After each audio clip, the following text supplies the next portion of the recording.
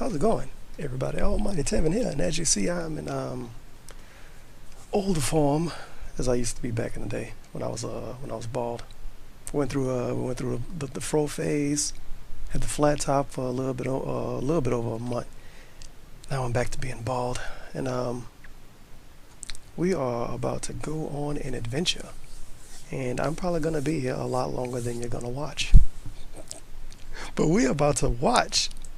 Well, not really watch, more or less listen to, but I'm going to be watching it, of course. King ramble in the beginning of one of these videos. Ask the fucking King, son. The July the 7th edition of Ask the King. Before we get started, let's read some of these video titles. Fuck, I'm about to move this over. God damn it. You can't see the title, I believe. Let me see. Nah, I will have to actually go to the video. But part 1, reviews, game day. Wow, somebody asked him about game day when he would show the game box and like describe how his pass on the game. That's crazy. Hillary and Project 7 part 2, my back, health, insurance, Comcast in my hair. Part 3, fitting in, colleagues, Review Tech USA. He had to put his whole name, and Pokemon Go. Now, I mean, you could believe this if you want to. I don't really care. But earlier today, well, not earlier today, but yesterday, when he was still looking for people to send him questions, and I thought to myself, fan art, by the way, that's good. I thought to myself, he's still looking for questions. He probably only gonna really answer them if they go along with the topics he want to push, which has been a thing with Ask the King for a long time. He's not answering questions people send generally. He answering questions that go along with whatever he want to push. Mail, motherfucker. Oh, this is going to be great. Alright, hello everyone and welcome. DSP here. It's time for Ask the King. DSP here. This is my bi-monthly Q&A show where you ask questions and I answer. Now, I haven't done one since late April. This is actually episode 60. Yes, 60 whole episodes of Ask the King have happened over the years. Today is July 7th, 2016. Lots of questions obviously have accumulated over the past several months. I got the guinea pig cam, by the way, because why not? Like the fact that doing this show bi-monthly some drinks. is getting so many questions saved up. It's a really cool thing. So thank you to those who posted. He does Ask the King bi-monthly, but you have to pay $20 on his Patreon to guarantee a question to get answered. So if I give him $20 this month, I gotta wait till a month after next. That's good. Your questions. Now, there's 3 ways that you can get your questions posted for Ask the King. First, on the kingofhate.com forums, there's a thread. There's already a thread right now for next. Let's look at the comments. In 2 months, it's actually tentatively scheduled right now. I think for September 8th, 2016, but roughly 2 months away from now. So you can post up now. Number 2, the day of, when I'm actually reading through the forum questions, I post up on my Twitter, which is right down here, @TheyCallMeDSP, and I say I'm accepting Twitter questions. And let me tell you, this time I actually picked a bunch of Twitter questions because I thought they were pretty good. Last but certainly not least, the third and best way for you to get your question answered is right down here in the bottom right, left-hand corner, my Patreon. If you become a $20 patron of mine, anytime between the time when I film episodes of Ask the King, it means that you're guaranteed to get your question answered on the show. Okay, best comment is by KG Helion. It says, if you didn't think Project 7 was going to work out, perhaps you shouldn't have asked people for funds to take time off to work on it last year, or asked people to fund a new camera last minute. Not even a second of footage was produced for that project, and there's nothing to show that work was actually performed. Yikes. And this asshole replies, that's your problem, things happen. Wow, what a great excuse. Shit happens, basically. GG. And in fact, we're going to be opening the show with questions from a few of just such patrons. So, it's been a while since we did the show. Thank you for being patient. Please spread the word about the show because I don't talk about it that often. It's kind of a long-running staple of my stuff. So especially if you're a newcomer, welcome. But if you're not, if you're a long-time viewer and you want to I want to ask Phil a question, please direct them towards Ask the King, okay? Without further ado. Because fuck Twitter and fuck his chat before he's streaming. Just wait 2 months and ask the King. Let's jump right into episode 60. So our first question is from a patron. From Guitar Player 1939, he says, Phil, I was just thinking about starting up reviews on my own YouTube channel. I was wondering if you could give me some advice on how to score games. Oh my God. This is actually a loaded question. First of all, I'm not going to say anything offensive. Who would ask DSP for advice on reviewing a game? That's a terrible person to ask. All right, and the reason I say it's a loaded question is because there are many different review styles. There are many different outlets that review games. You could talk about mainstream gaming media like IGN, GameSpot. You could talk about more independent, like just a YouTuber who reviews a game off the cuff. You could talk about maybe a YouTube channel, right, that has a team of people that do stuff. And everyone has their own different philosophies on how to do game reviews. Some people want a numbered scale. Some people give it a certain amount of stars. Some people say it's either a skip, rent, or buy. Everyone is completely different, okay? For me, when I do my game reviews, I have to factor in many different things. First of all, there's objectivity. Objective facts that cannot be disputed. How long is the game? Does it have game-breaking bugs in it, or is it well polished? What is the quality of the graphics and the voice acting? What is the frame rate? How does it perform? Is the gameplay fair and balanced, or does it seem like it's unfair and unbalanced? But that's not objective, though. That's an opinion. And you can call a lot of stuff objective, and it's not really objective, to be completely honest. You could say a game running at 30 FPS is terrible, and then somebody else say, well, it's perfectly fine with me. And then you could say, oh, well, if it don't run at 60, it's objectively worse than this game that run at 30. And then somebody else will just disagree. Let's listen to this Is it a tedious game where as you play it, it's just the repetitive stuff advice. over and over, or does it mix it up? What is the quality and originalness of the story? Originalness. All those kind of things Objectivity? That's not objective. That's yet again opinion. factor into the objective side of a review. Bullshit. But then there's a completely other side of a review that's subjective, meaning from my personal take, maybe I like first-person shooters, so if I'm playing a first-person shooter, obviously I'm going to like it more than someone who absolutely detests first-person shooters, right? So all those things need to be factored into a review and into your scoring, all right? Now, I'm going to be honest here. When I do my reviews, I take the game and I compare it to all other games that are out at the time.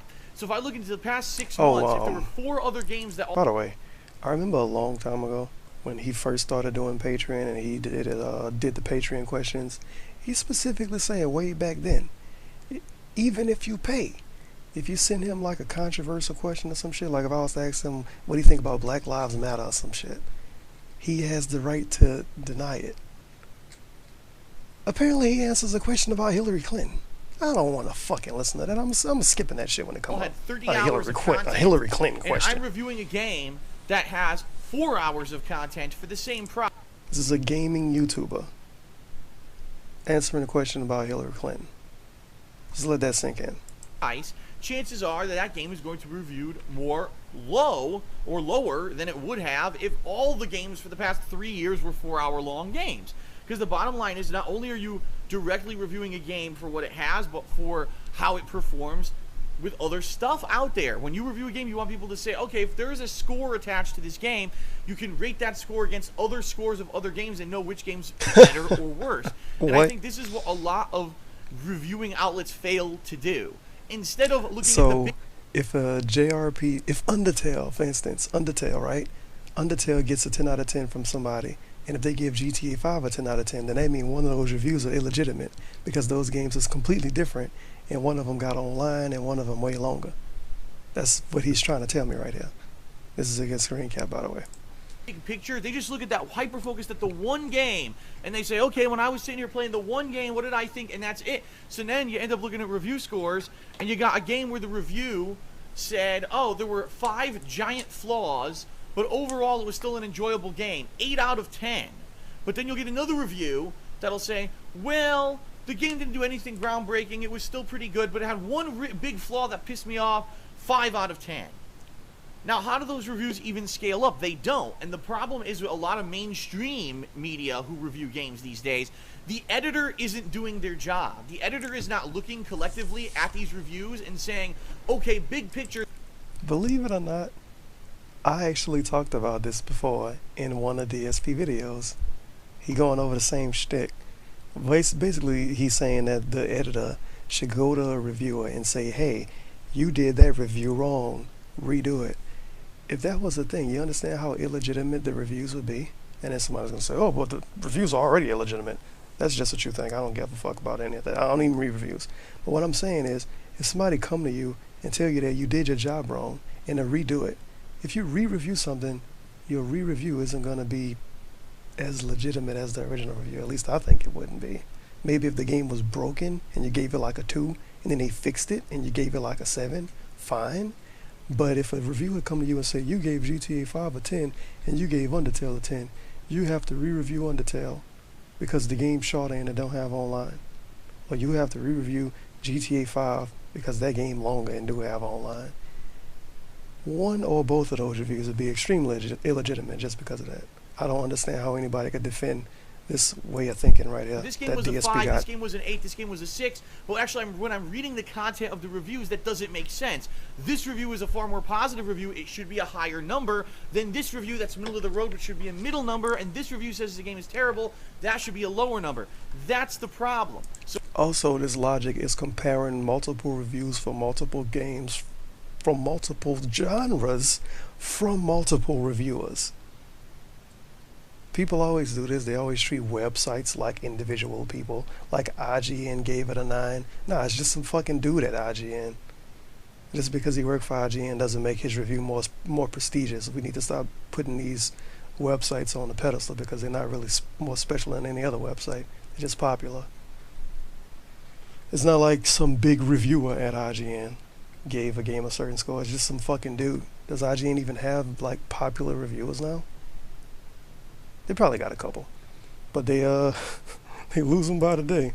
when you're scoring games, you have to, at least in my opinion, from my philosophy, you have to score them against each other and see big picture, or else you'll end up with review. Let's score Hyperdimension Neptunia against Undertale, and let's score Undertale against Destiny, and let's score Destiny against Tony Hawk Pro Skater 5, and let's score Tony Hawk Pro Skater 5 against Mario Maker. Seems legit. Numbers that are just up, down, up, down, up, down, and don't mean anything. You know, if I review Street Fighter 5 and I review Overwatch, yes, they're two completely different styles of games. He actually saying what I was just assuming he was thinking. Do you understand how fucking stupid this sounds? But if I did my job well as an honorable and a respectable reviewer, you should be able to tell that from my experience which game was better than the other. It's that simple. I don't care that they're two completely different styles of games. You should be able to tell if that's a competent reviewer. And the problem is, a lot of the people reviewing games aren't competent. They're journalists. They're people who went to school for journalism, so they know how to... You're not a competent reviewer. You're a YouTuber. See, I can do it too. Everybody can do that. You know how unfat it is? He's trying to put a journalist below a reviewer. He's trying to put a journalist below a game reviewer. You know, because reviewing games on the internet is so fucking prestigious. Right. Type a nice article up, but they don't know actually how to weigh and balance things and factor them into a proper review. So it's crazy some of those people have a real job, DSP.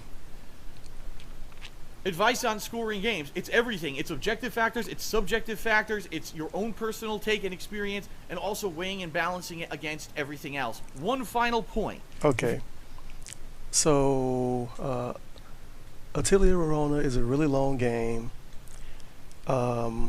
It's got a story. I like it.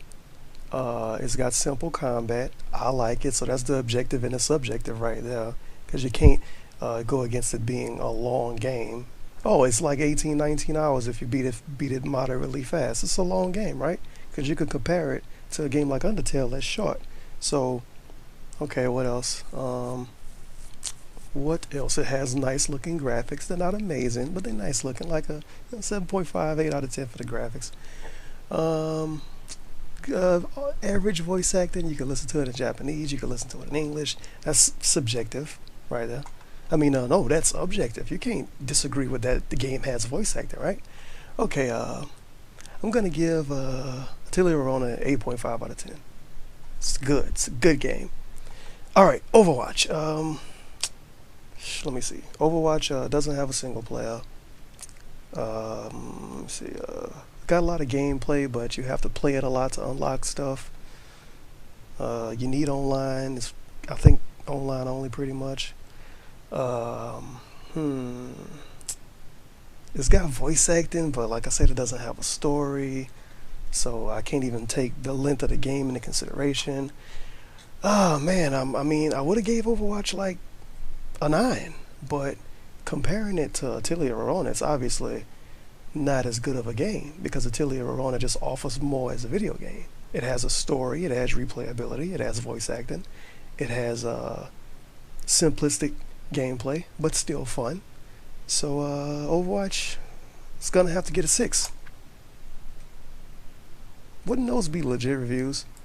You are going to review a game, and you know for a fact that you are a fan or even a fanboy of a certain genre, and you know it's overinflating your interpretation of that game, you should state it. In my Duke Nukem Forever review years ago, I outright stated that I loved the game because I was a hardcore fan of Duke Nukem, but it didn't prevent me from giving it kind of a mediocre score. I think I reviewed it like a 6 or something like that out of 10.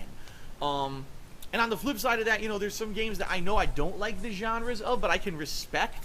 I remember when I reviewed Dark Souls 1, I hadn't even beaten the game, but I said, listen, this isn't my cup of tea, it's not my forte, but I can understand what the DSP basically just admitted that he's an illegitimate reviewer then. But I guess because when he reviewed Dark Souls, even though he rage quit it and didn't like the game, I guess he could say, oh, that was a long time ago, it's different now. Insane amount of content, the wide enemy variety and weapons and customability that wide enemy variety, Dark Souls 1. Like this grueling style Fair of game, enough, I guess, it may be whatever. an 8 or 9 out of 10, but for me, I don't like it.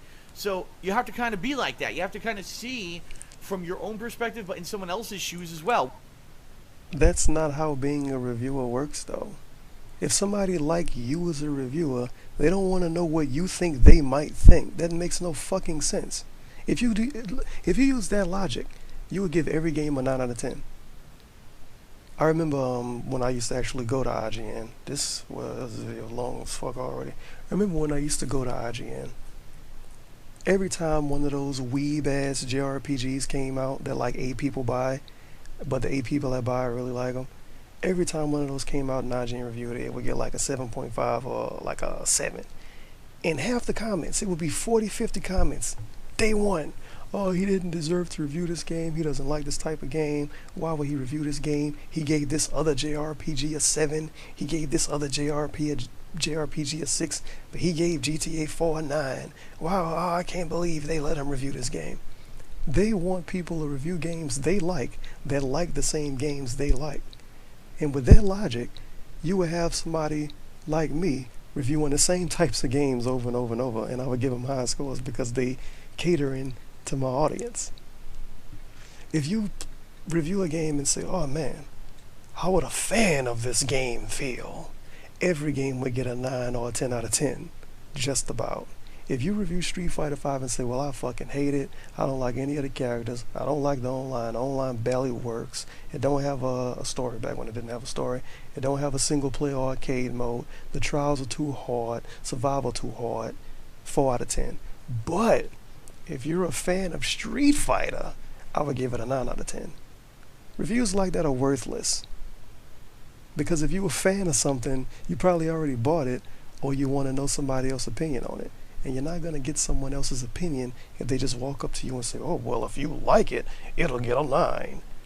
But I want to know how you feel about it. People watch DSP reviews because they want to know what DSP think about a game, not what he thinks somebody else might think. You're not supposed to put yourself in another person's shoes. That's not how reviews work. What if you weren't the hugest fan of fighting games? You're probably not going to kiss a fighting game's ass and give it a high score. So be sure to state that kind of pre-existing bias in a review so people know your perspective and where you're coming from. So if you write a review about a game genre you don't like, you should say in the beginning, I don't like this game genre. But if I did, I would give it a certain score.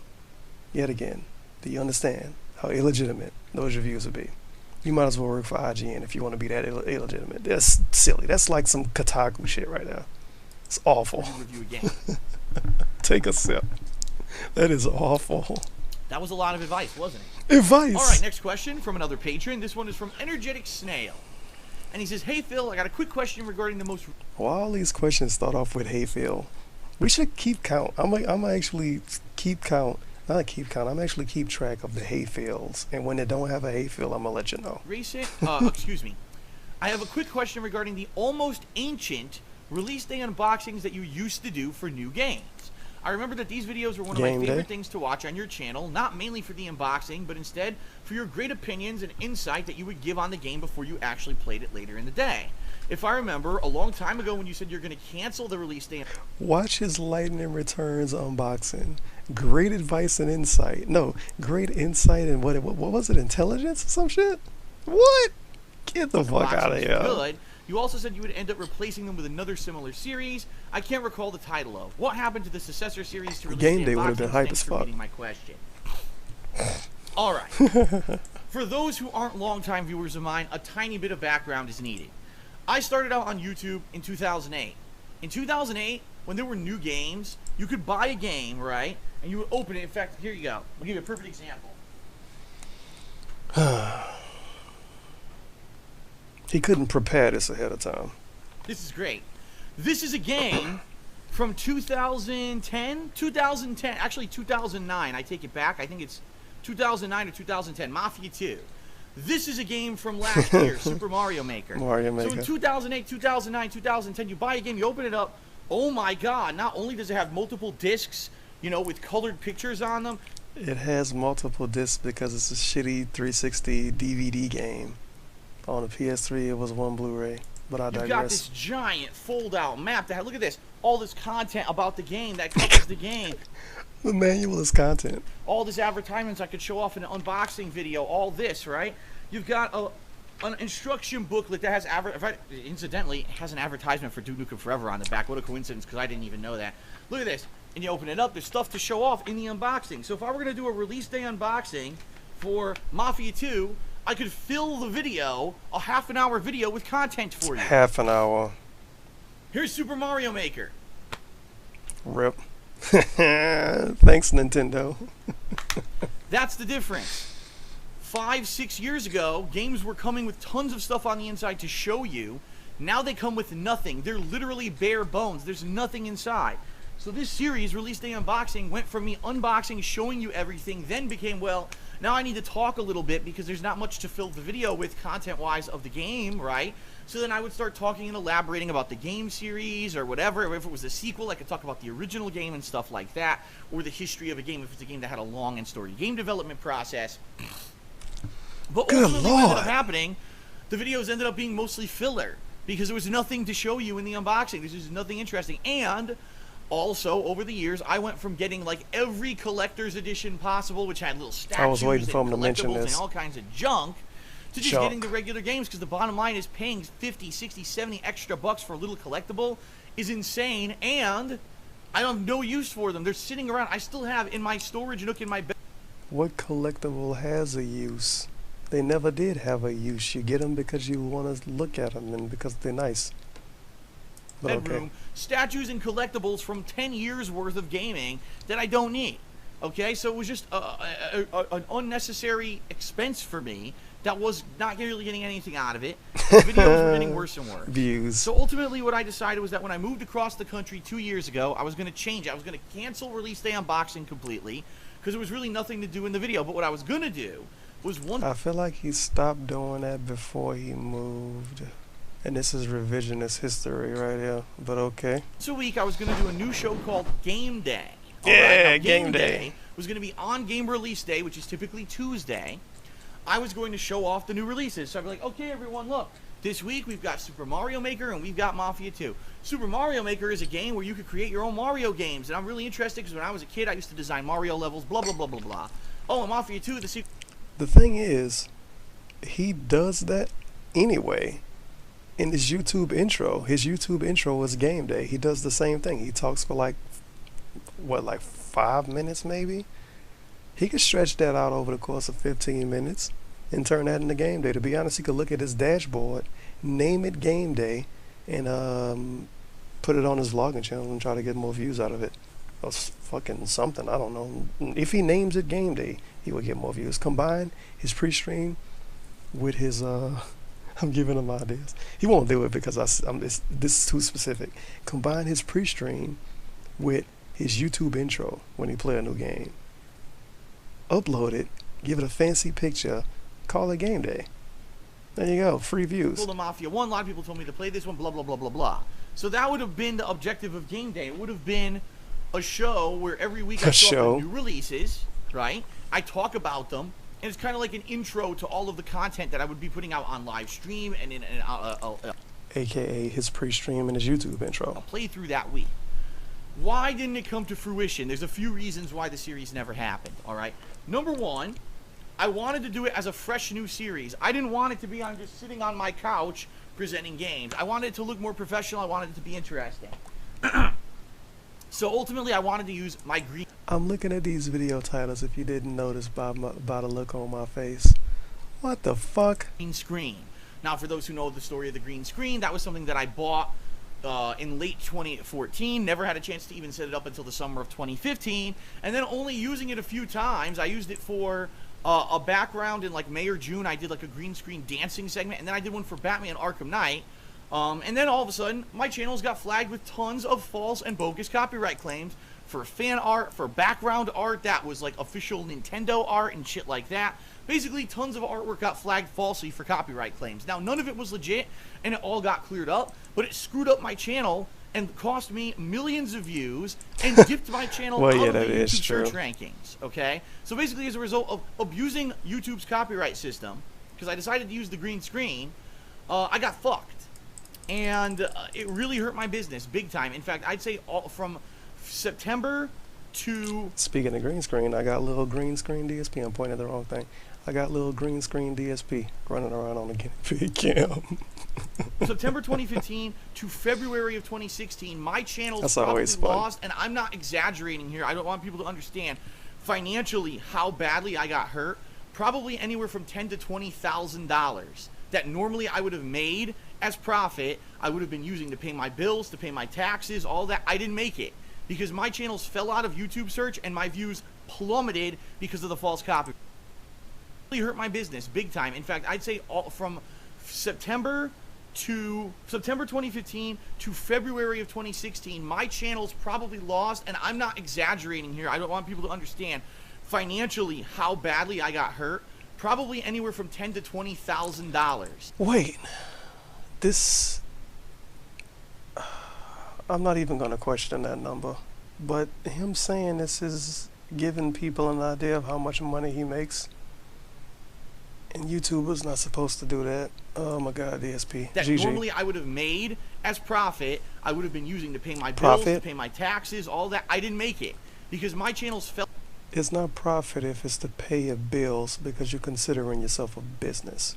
It's breaking even. A lot of YouTube search and my views plummeted because of the false copyright strikes. Yeah, it was that bad. And that's why at the beginning of 2016, I was like, I'm uncertain if I can ever even continue to do this because of all the money that I lost. I don't know if I'm ever going to make it back. Now, the good news is the last 4 months, starting with March, all of a sudden my channel started to show up in search again. I started to get increased viewership, so things are working out for the best right now, okay? So it's a positive outlook. But since this happened, right, now I can't use the green screen. Anything that I put behind me with the green screen is now legally liable for a false copyright flag. And it's not worth the risk.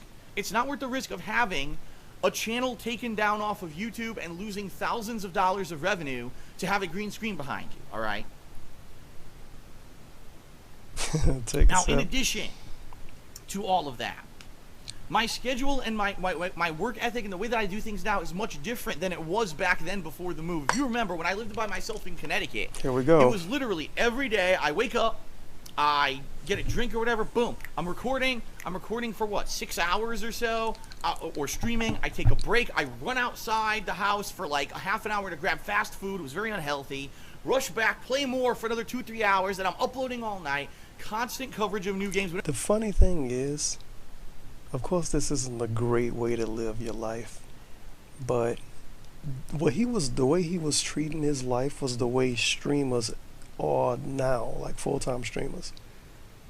And you just got to figure out a way to make it work. You can't say, oh, well, I do this and I have to play games 7 hours a day, so I'm just going to eat McDonald's and never exercise. You got to find a way to make it work, fam. And DSP can't do that. He's too lazy to find a way to make something work. So instead, he just does less now, which is ridiculous because you would think he would do more, since he not doing as good as he used to do financially. His work ethic changed. Yeah, it got worse. Whenever the new games came out, sometimes I would do midnight releases all the time. I'd be rushing out to GameStop to get the games first thing so I could play them and be the first person on YouTube to play those games to get those views, because I was one of the first people to start playing a game on YouTube right away. Alright, it's different now. Now there's people who get games weeks in advance because they have these...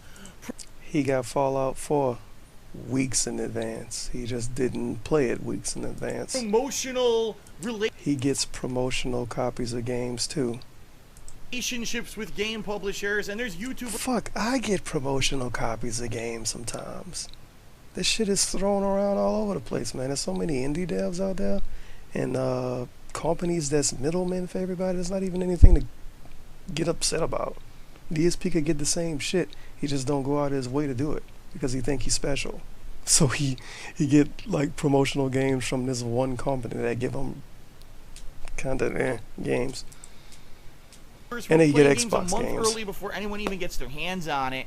It's a completely different atmosphere. It's bullshit. It's basically bullshit. All right. So now my schedule is a lot more relaxed because I realize that the way that I cover games is more for my hardcore viewers, those who are going to watch me play a game, whether I play it on release day, whether I play it at midnight, or I play it in the morning of release day, or whether I play it casually later on. Right now I have a lot more flexibility in my schedule. I skip a lot of the big releases. Let's face it, this year in particular, there were a bunch of new releases that I particularly skipped. In fact, I'm looking right now, things like The Division, MLB, you know, certain games that I was just completely said, screw it, I'm not going to play them because I just have no interest in them, right? So if I'm not playing every AAA release, if I'm not rushing out to GameStop to get the physical copies of the games, and in fact, that's another thing, I rarely pick up a physical copy of a game anymore. In fact, the last physical copy of a game that I picked... Remember when he just talked about the copyright strike stuff and how much views he lost? I mean, maybe you would have got more views if you actually tried to get some. Instead of having this lax ass schedule, like you don't need to try to work. Nope. Was Star Fox. Yeah, Star Fox, and that was in late April. Right now we're in early July, so I haven't actually been to GameStop to buy a physical game in 2.5 months. That fucking calendar shit, man. From my old formula, all right? So the bottom line is, the new releases this week are this and this. I would have no game box to show you at all, 9 times out of 10. A lot of the times my schedule fluctuates. You know, sometimes I do a gameplay stream and then I do something different at night. So even if there's 2-3 new releases this week and I do a game day video, you might not even see me play those games for 2-3 days. So it's not like it used to be. My whole kind of business design has changed. In my opinion, it's changed for the better. What? It really has. It's not like it used to be where it's all rush and hustle and bustle and running around to be the first to get something on YouTube, because there's no way I could be the first on YouTube to have anything. So now it's more about me doing it at my own pace, playing the games to enjoy them, right? Taking my time with them rather than rushing the fuck through them to get to the next big AAA release so I can do the next big unboxing. So he not rushing Persona 3 right now so he can get paid by his Patreon people to play another game. He's not doing that at all. Yeah, okay. So honestly, he doesn't rush games anymore, game you guys. Day, does it really even have a place? No I don't fucking know way. if it even have a legitimate place in my schedule or in anything that I do. I don't know if it would actually make sense to have a series like that. Now, if anyone has an opinion on that, no, I think you should do this and that, feel free to leave a comment. I already spoke mine. Feel free to tweet me at TheyCallMeDSP. Tweet post them. up on the forums. Post Let me know up your on the thoughts, forums. But I don't think it's a viable series. A lot of things that I work on over the years that just aren't viable anymore because of the climate of YouTube has changed, or the way I do business has changed, and that's just one of the bottom lines. Is I'm not picking up physical games hardly ever anymore. I'm not rushing to play the new releases, so the game day video doesn't really make sense. That's another snort. The next question from Brightside Viking. Brightside Viking. Viking. Says, if there was one thing about your channel or yourself that you could change, what would it be? Oh my god. If it were these high school girl questions. My channel, first of all, I have many channels, so it's hard to even say. I would probably say the one thing about my channel that I could change is to get it back in the YouTube search rankings properly. Now, the good news is DSP Gaming, which was negatively affected by those false copyright strikes last year, has started to show in the rankings again. In fact, you'll see with certain video series that I do, like, for example, when I played the Resident Evil 7 teaser, when I played the Doom multiplayer beta before the actual game had released, a lot of those videos are showing up in YouTube search and getting a lot of views just based off of people seeing them in search. So that's a good thing, but I wish I could go back to where I was, where every time I did a big AAA playthrough, I would show up on the first 2 pages of YouTube So what, search, 2011? and get an influx of tens of thousands of extra viewers to check out my stuff, because that's how I was getting natural growth. I was getting this exponential natural growth from people just... In order to do that, you gotta be really fucking popular or have a lot of subs. And if you're really popular, you probably have a lot of subs. So that's never gonna happen, famo. Sorry. Me in YouTube search, and now maybe 1 in every 10 games that I play even shows up in YouTube search in like the first 20 pages. It's ridiculous. It takes so long to get to my stuff that most people don't see it unless they already know who I am and they're actively searching for it. In fact, it makes no sense because almost no one on YouTube names their video series playthrough. Everyone calls it walkthrough or gameplay or let's play. But if you search any game playthrough, I still don't show up. Does that make any sense? No. He put walkthrough and gameplay in his YouTube tags too. I'm the only person on YouTube that still calls everything playthrough, but I don't show up when you search for that on YouTube. So that would be the thing I would change about DSP Gaming, in my opinion. The thing that I would like to change about me is my responses to negativity or hardship to not always go so crazy angry off the cuff. What I've learned over the years is that if I have a more calculated response, if I have a less drama-filled, stress-filled response to negative stuff that happens, that I could be more effective, all right? So, for example, you know, someone says something really nasty on Twitter, someone spams my video with dislikes, or, you know, I'm playing a game online and someone turns... Why are we talking about this? ...on their mic randomly and says, fuck you, you little faggot man-child piece of shit, you know, whatever they're going to say to me. Instead of... He couldn't come up with a general trolling statement than that. Well... getting so angry, which I tend to do. GG. To be able to just be like, relax for a second, think of something calculated to say, and say something either intelligent or witty. Because I tend 9 times out of 10 to not do that and go off the cuff and get more angry than anything else, which then leads to things that I regret. And I admit that, and I know that over the years. I mean, how many times have you seen me say stupid shit that I really shouldn't have said? I remember there's some people I've told to die in a fire in YouTube comments like 5 years ago, and now I look at that shit and I'm like, why the fuck was I like that? 5 years ago, I was making probably twice as much money as I'm making now. I had ridiculous amounts of viewership. I basically could do no wrong. Why was I so angry? He could do no wrong. You know what? Now I have way more things to be angry about today, but today I'm a lot more relaxed. You know what it is? It's experience, it's wisdom, it comes with age, and it comes with experience, being through all this. That big spike of popularity that I had from, say, 2010 to 2012, I didn't know how to handle it because I never had it before. It was out of nowhere. It was kind of a weird thing.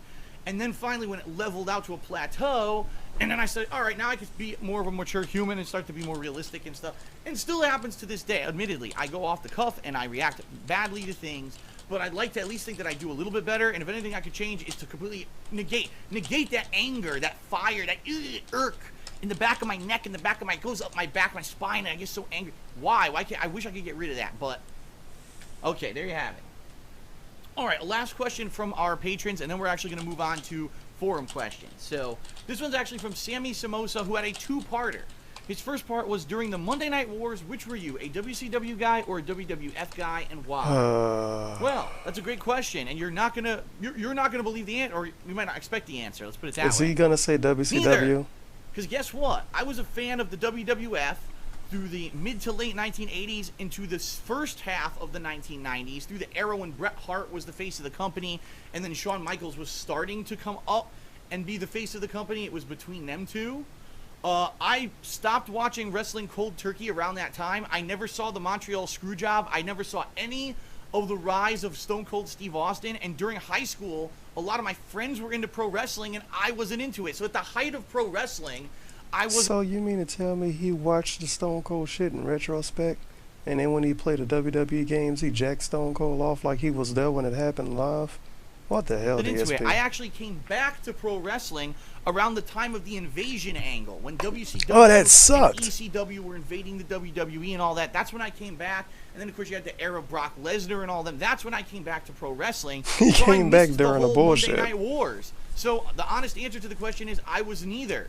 I never watched WCW at all on television, and I didn't watch any Whoa. of that Attitude Era of WWE. It's now that I go back to it and I That's see things like crazy. DX and Austin, and I get it and I understand it, but I wasn't there live for it. I actually No. missed out on all of that. It's not the same to watch it in retrospect. The stuff don't even like if I was to watch some of that stuff they did back then now, I would think completely different about it. It's one of those kind of things. It was better when it was happening.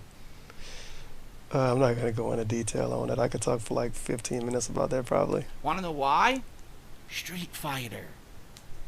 That's how like engrossed in Street Fighter I was. My hobby was Street Fighter. Every Friday and Saturday night, I was at the arcade for 6-7 hours, pumping quarters into a freaking machine, playing people nonstop. I was traveling the country, playing these games, and that was it. Like any free time and money I had went into Street Fighter. So I didn't do anything else like that. Pretty crazy, right? All right, he actually has a second question, Sammy. He says, with the presidential election coming up, why do you think there's never been a female president in the U.S. before? I think if Hillary Clinton No, doesn't become elected, we'll never get a female. His no. first question is from Master of Awesomeness, and he says, Phil, with Rooster Teeth now We're not talking merging about with Screw Hillary. Attack and the Creatures, do you think that Rooster Teeth is trying to create a monopoly on Let's Play videos? No, I don't. Now, if you don't know, Rooster Teeth, huge on YouTube. They were primarily known for doing things like machinimas, edited style game series, and then they started doing gameplay videos and Let's Plays and game reviews, and they branched out and they do everything. They became incredibly popular on YouTube. They're huge. They have their own freaking conventions and shit that they do. It's wild. Now, Screw Attack has been around the block. This is a group of people, independent gamers, who've been making gameplay videos, and not gameplay, but gaming videos and comedy skits and stuff for over 10 years. They've been through the ringer when it comes to who they've been partnered with. At one point, they were on Game Trailers. Now, Game Trailers is out of business. They did their own thing on YouTube for a long time. Now it looks like they're teaming What's up. up with these name drop questions, by the way? Rooster Teeth, Screw Attack, the Creatures? What? Rooster Teeth. The Creatures. I mean, their own independent group of gamers who are big YouTubers all in their own right. They came together to form a super group, and now they're going to fuse with Rooster Teeth. I don't And one of the main people left. think anyone's going for a monopoly on anything. I don't think it's possible to have a monopoly. Let's face it. Anyone can turn on a camera. Anyone can turn on a capture device and do a Let's Play. There's no way you can have a monopoly on Let's Play. It's not going to happen. What I think they're doing is wise. They're pooling their resources, probably so that they can have more interesting events. So, for example, what's going to have the bigger draw? The gaming convention where, okay, there's the Creatures and there's Screw Attack and maybe there's some people from Rooster Teeth showing up, or the Rooster Teeth convention where you're guaranteed to have all of these personalities here because they're now under one umbrella. What about great crossover episodes where you can have all the people from these different events showing up and doing a big crossover and stuff like that? They could pool their resources, right? They could do cross promotion. It actually makes sense business-wise. And in this day and age where there's so much competition on YouTube for gaming videos, what they're doing makes sense from a business perspective, even though they may lose some of their individuality and even though they may lose some of their individual branding, right? Because ultimately, Screw Attack and Creatures are going to get absorbed under the Rooster Teeth umbrella because Rooster Teeth is the bigger entity of the three. But in the long run, it may actually allow them to exist and stay viable and stay financially afloat and do what they're doing lucratively and making sense. It's hard for someone like me. I've always been one man on an island. I have never had any kind of a team up or a crossover with anyone else on YouTube. He always been one man on an island, except for when he was doing stuff with Howard, and Howard had the "Don't Blow This" thing going on, and except for when he was doing stuff with Rambo, and Rambo got his popularity built up through DSP, and then people only liked Rambo and didn't like no, none of that never happened. He was always on his own island. Yep. Never had an opportunity or an offer to do so, even though I've worked with Machinima for He's had opportunities to do stuff with other people. He always fucking either decline them or he say, well, they never asked me. It's been multiple times DSP has stated that people was telling him that somebody wanted to do something with him, and he was like, "Well, they never talked to me, so I don't know, I don't know what to tell you." But you never got an opportunity, okay, DSP. Many years I've never had anyone from Machinima come to me and say, would you like to do this collaborative event or do this? Also, as far as I know, partnership networks don't really do that. You know how awkward that would be if Machinima go to him and say, "Hey DSP, would you like to do something with this other guy that's in the same network? Y'all part of the same network. You should hit people up yourself and be like, hey, we in the same network. You want to do something?" He just got everything And the bottom wrong. line is, I don't have clout. I never had You don't clout have where I clout. could reach out to another YouTuber and say, would you like to do a co-op or would you like to do this? And bottom line is probably they would all just say no. Because who am I? You know what I mean? I exist within my own kind of bubble, and people know who I am, but you never hear about Phil in a big perspective. And so I've never had... He never had clout, but Machinima sent him to E3 one year. No, as a matter of fact, I think he just went to E3 as an independent. He said, I don't know, I don't even know how true any of that shit is. But he don't have clout, and he used to go to gaming conventions and have his own panel, but he never had clout. He never had clout, but he always tells us how he used to be one of the biggest gaming YouTubers, and he would get so much views. He's going against everything he's ever told us ever on YouTube right here.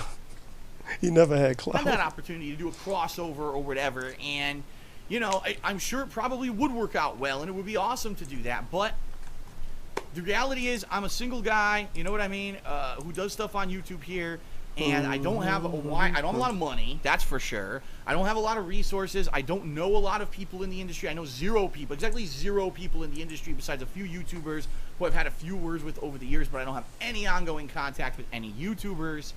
And it just, you know, it is what it is. I don't know what else to say. You know, if there were an opportunity where someone wanted to do something, I would always be open to it. In fact, the few times that I did have someone reach out to me, like if Larry Bundy reached out to me last year and said, would you like to do some voice work for an animated series that I want to get, you know, started? And I did a few lines of voice work for it, and the series ended up not going anywhere for various reasons. But anything that I would be offered, I would be willing to at least consider. But it seems to me I've never been the Mr. Popular. I never will be, let's face it. In my whole life, when I was in high school, when I was in the Street Fighter community, when I'm on YouTube, I'm never going to be Mr. Popular.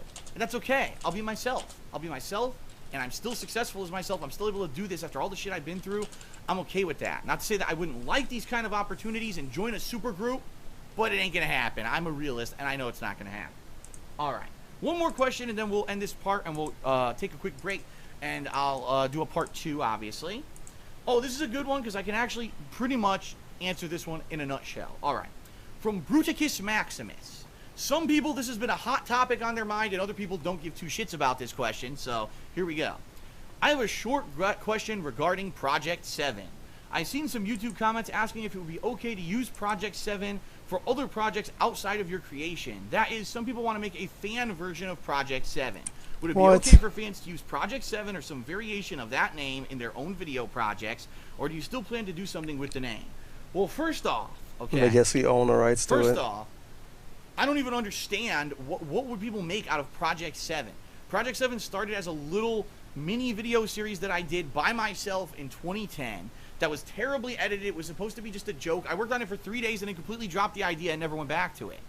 Then I revived it in late 2011 when I found some filmmakers who wanted to do something with me and see if they could get their name out there and get some popularity off of it.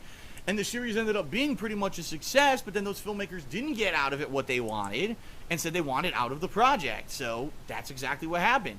And after that, I never went back to it. Now, I had ideas of maybe reviving the series and doing different things with it over the years, but it never came to fruition. So I don't understand, what would you do with Project 7? I mean, I want to do my own Project 7. Then do it, but don't call it Project 7 because it's not. It's your own show. So create your own show. It could be similar to the premise of what we did, right? It doesn't have to be exactly the same, but do it by all means. You just, no, I would say don't use the name because that's biting off of someone else's idea. Wouldn't you rather call it something different and do something creatively different than doing the same thing that we've done and just doing it your own way? Do something new. You know what I mean? No, I'm not gonna. No comment. It doesn't have to be called that. And honestly, Project 7 wasn't even a good name. I don't even understand why people like that name because I thought it was kind of cheesy. Take a sip. So that's number one. To answer it, number one, no, I wouldn't be okay with someone just making a new video series called Project 7. Number two, I haven't seen these YouTube comments about people wanting to use it, so I don't know what you're reading. I don't think there necessarily is a couple people in YouTube comments. I think you might be talking about a particular group of people, and if it's who I think it is, no, I don't want them redoing Project 7, and they don't have permission to do so.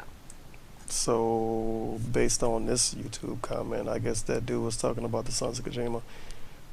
I mean, him saying that is just going to make somebody else want to do it. But also, why would they even want to do that in the first place? Number three, right now, I have absolutely no intention of doing anything with Project 7, all right? Why? Well, a couple of reasons. Number one, because I don't have the means. I am not an independent filmmaker. I don't have professional camera equipment. I certainly don't. But he wanted to get paid to do it, but he can't do it for the what? Don't have the editing know-how to put together. Refer to fucking posts from I had this KG. idea that maybe I would what the revive hell? the series, and I killed that idea for the simple reason that I know that whatever I put out would not be good enough. YouTube of 2016 is very different from YouTube of 2009 and 2010. Back then, you could fucking take a shit on a fucking piece of paper and film it, and it would get 1 million views. Now, you actually have to put some effort and skill into stuff for it to actually get noticed. I know firsthand because KO Gaming, my new YouTube channel, when I started actually sitting down and I got better editing software and I fucking focused on getting better audio quality and editing stuff together nicely, now my edited videos are finally starting to get some attention. Great, because previously I was doing them and they weren't as good and they were getting like no attention. I was putting in all this time and effort into something that wasn't worth it. It's the same thing here with something like Project 7 or any other edited series. The problem is I don't have the time, the money, or the resources to do a series like that by myself. If I had a group of people working with me, maybe it would have been possible. So you could not pay him. So right now I have zero intentions of doing anything with Project 7, especially this year in particular. When you take a look at how things have been going, my balance of live streaming and raw gameplay balance with the edited stuff on KO Gaming is working splendidly. The business is doing well. I've got 4 consistent months of awesome performance. There's no reason why all of a sudden I should say, well, now it's time to take time off and start working on an edited series called Project 7 again. Half the people who watch me will be like, what are you doing? Well, I don't even know what that is. Why are you wasting your time with it? All right? The final thing is, I'm not saying that Project 7 will never return. I'm saying right now I have no plans for it.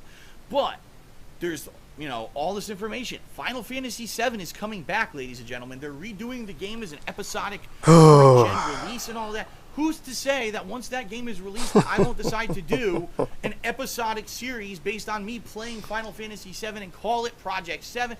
I don't know. There's a lot of...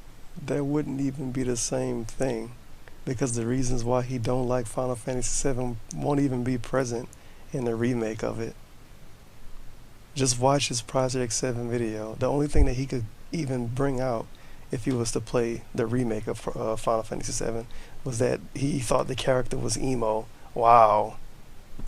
Make a whole YouTube series based on that, because the music being all weird and like MIDI music or whatever it is, like none of that would be valid.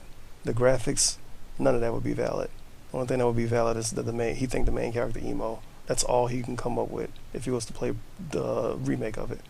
Final Fantasy Project 7 would only work if he played the original version and gave it shit for the reasons why he don't like it. Opportunity for stuff in the future. That would be really stupid if he did that. And I'm not going to say, oh, well, just go ahead and do whatever you want with the name Project 7, and the next thing you know, I want to do something with it, and I can't. I'd be an idiot. So the bottom line is, I have no immediate plans for Project 7. It wouldn't make sense to do anything with Project 7 right now, because everything's going well and people are liking what I'm doing. But that doesn't mean that in the future, there won't be anything in regards to Project 7. And no, do not steal the name and try to make a show called Project 7. That would be very unwise, and I don't condone it. If you're going to do a show with the same premise, go for it. Call it anything else, and I don't care. You can do whatever you want. Okay? All right. That is it for part 1 but of if you call it anything else, it wouldn't be the same thing anymore. I don't know. Whatever. This is these videos. This is part 2. My back, health, insurance, Comcast, and my hair. This is gonna be some great fucking subjects. Let's look at all the questions. What if Nintendo went out of business and sold off their characters? Update on my health, blah, blah, blah. Prepare for another rant. He complains about Obamacare in this video, doesn't he? I might skip a lot of that. Is this the year of the FPS game? What? No. The year of the FPS game was like fucking 7 years ago. Thoughts about Comcast capping their data use for customers? Will it have effect on my business? How do I get my hair the way it is? Wow, this blows. This is actually going to get a dislike from me. Here again, welcome. This is part 2 This blows. of Ask the King, episode 60 for July 7th, 2016. I strongly recommend you go back and watch part 1 if you have not seen it yet. Lots of good questions this time around, as usual. But now, because I have so many, let's jump right back into the fray, shall we? All right. Look at the comments, Our next I guess. question from Hoovian Dragon. What a nice name. It's an interesting name. He says, "Hello, Phil. I have an interesting question for you. It's a what-if question, but it's interesting nonetheless. If Nintendo were to end up going out of business in the future, and Sony and Microsoft were still neck and neck in the gaming industry, where do you think that the popular Nintendo characters would go? Will they get split up between the two companies?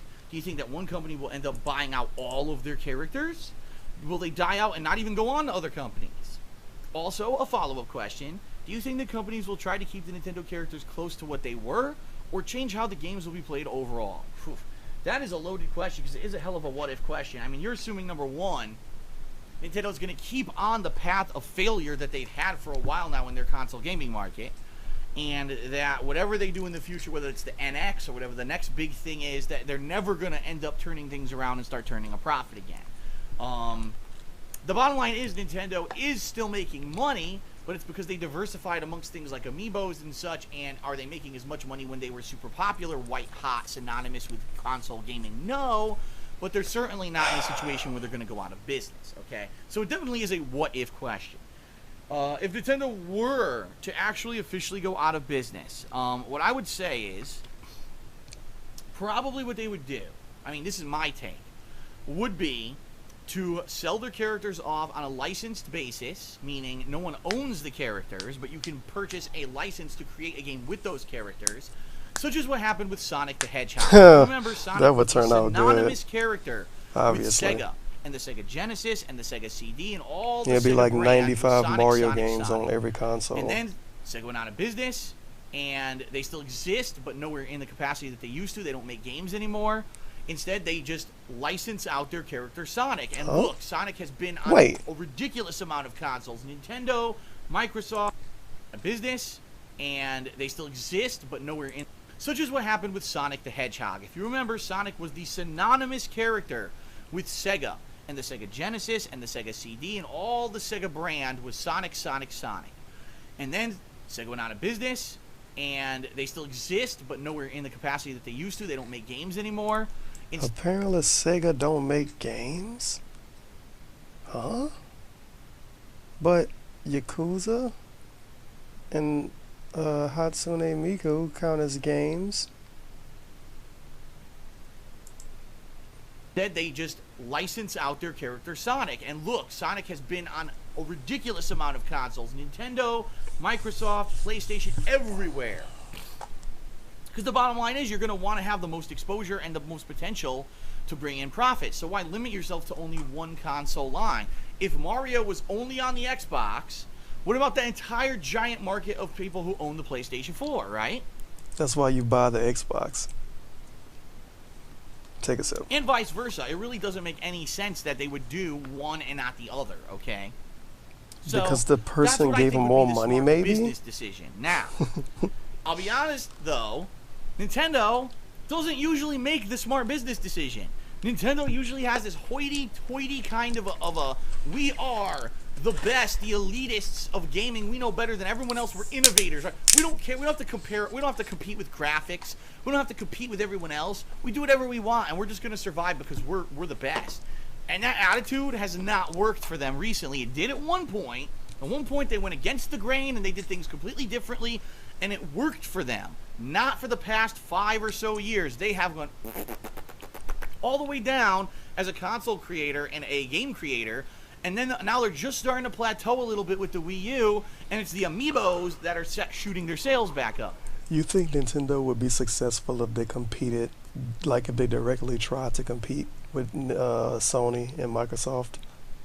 No. They would be making third-person action games and first-person shooters, and charging for online too. That would be a great business decision, right? DSP, if they charge for online, you wouldn't not like that at all.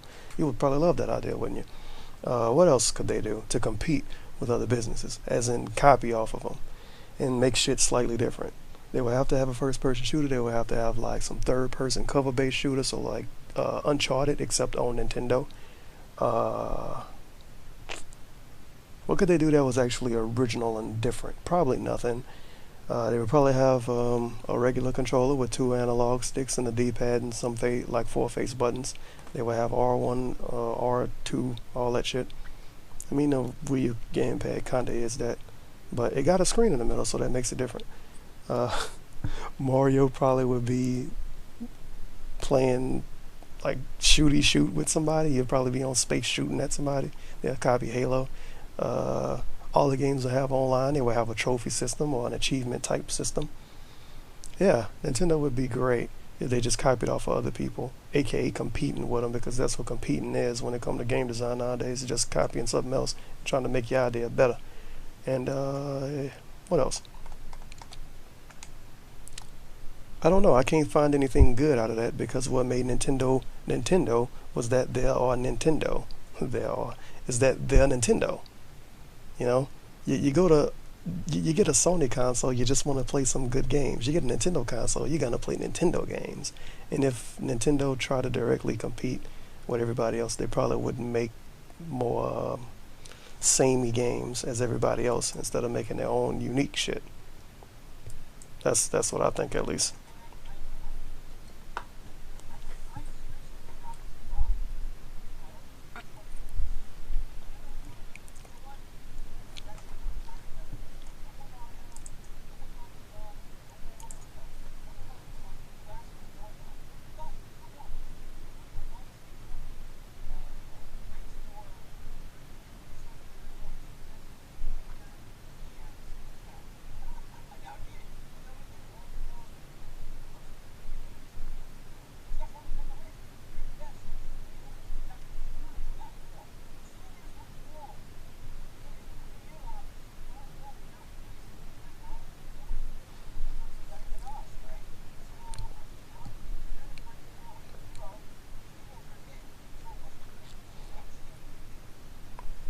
Huh?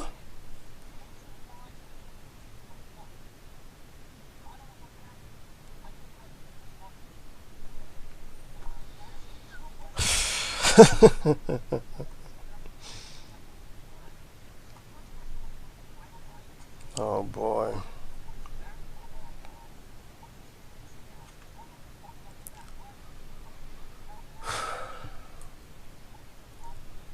I feel like we got a question about this like a year ago.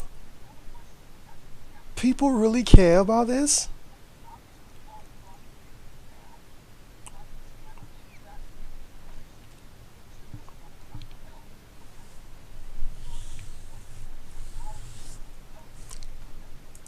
He just ranted about Obamacare in his pre-stream. Why are you asking him about his insurance in this question? And you asking him about his health. Do you not remember that this man got gout last year? Or was it earlier this year? And that never goes away? Do you not remember that person that asked this question? Are you kidding me?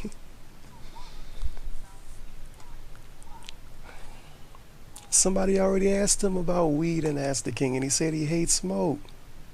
What the hell, man? These questions suck.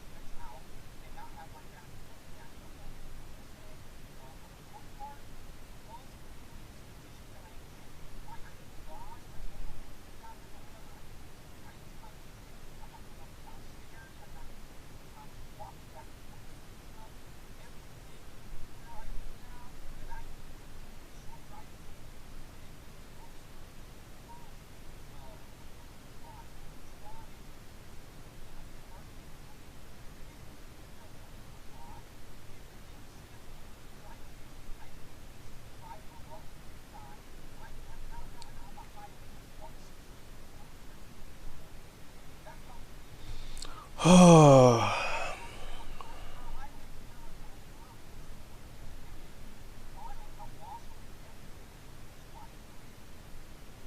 take a sip. And he out of water. I don't know why he can't get more than one bottle. Hopefully he got another bottle. He probably don't.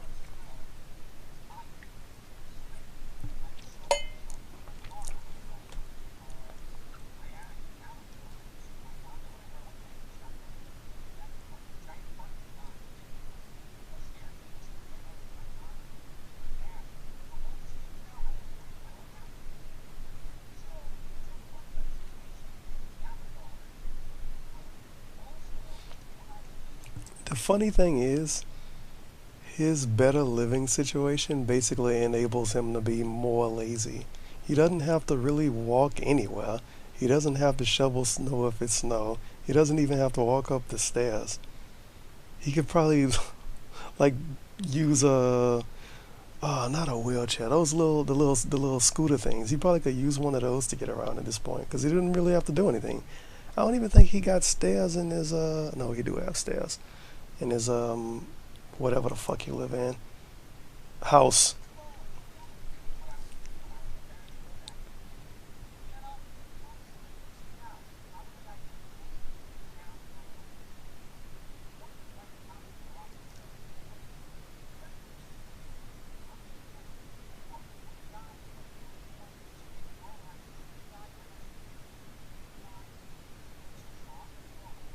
Apparently pork chops is healthy, like healthy enough to mention as being healthy.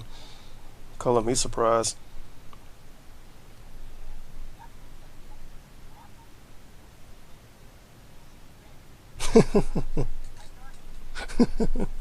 Some bread here or there. What kind of bread, DSP?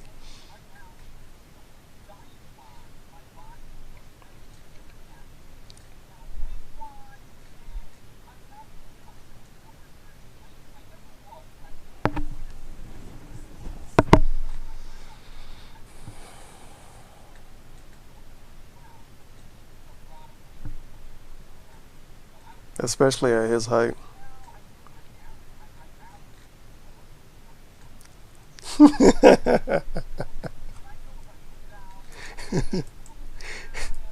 He averaged between 200 and 220. That's an interesting average.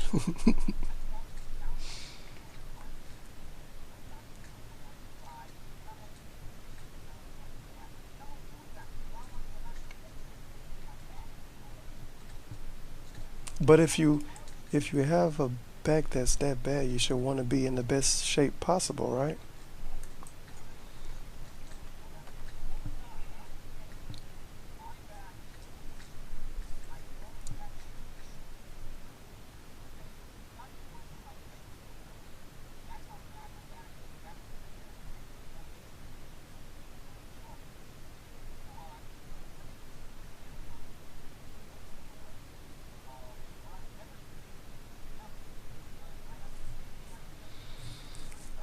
Yeah, I hate painkillers too.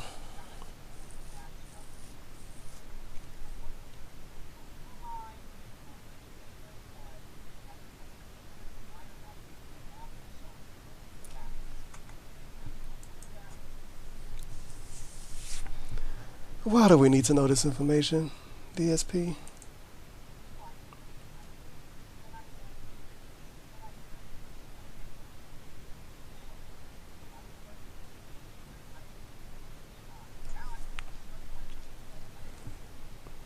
Mm-hmm.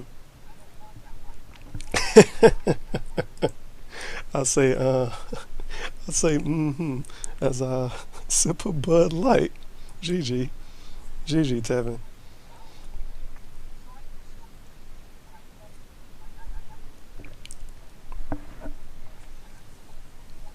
Self-medicate sound like something a weed smoker would say. To be honest, that's not the right word. See, even though he has a back in the day segment where he talked about smoking weed, but he's never gonna smoke weed.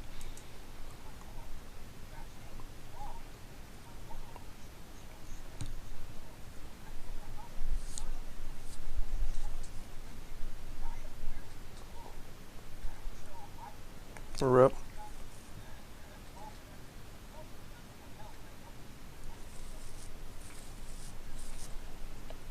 GG, mama. You fucked DSP up. Feels bad, man. Take a sip. Yeah, he got another bottle. Good.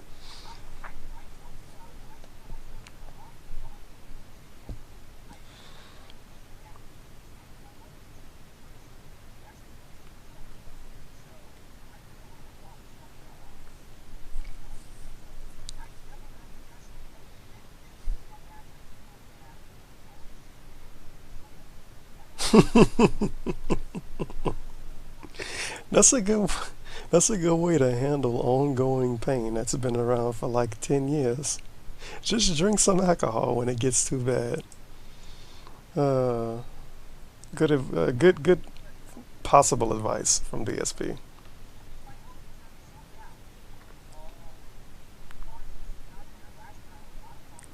This is an Obamacare rant. I'd rather not be bothered. I don't watch YouTube videos to hear about somebody complaining about Obamacare. I could probably walk next door if I wanted to hear somebody complain about that, so I'm skipping forward. Thank God he do these timestamps. Honor up.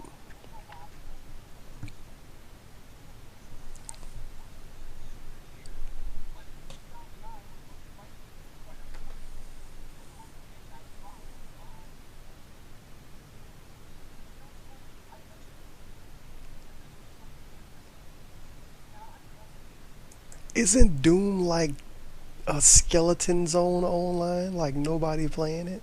And of course Overwatch is popular, but it's fucking Overwatch. Overwatch is in his own league. What other first person shooters are coming out this year that are gonna be popular? Even moderately popular. Infinite Warfare? Yeah, by default. A lot of people are still gonna play it as Call of Duty. But that's it. This is not the year of first person shooters, fam. You could have and he could have said the same thing. Whoever sent this question, they could have said the same thing when Wolfenstein came out. That was a first person shooter. It's always multiple first person shooters every year. It's always somebody making a first person shooter. And if you count PC, holy fucking shit. So this stupid question, I'm sorry.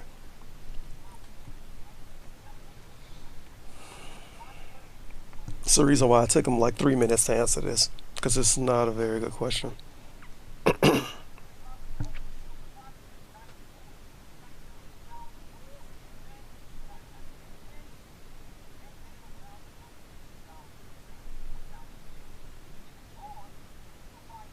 Gone.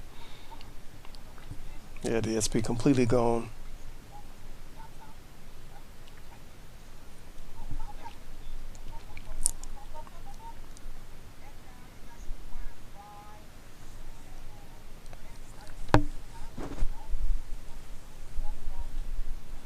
Yep,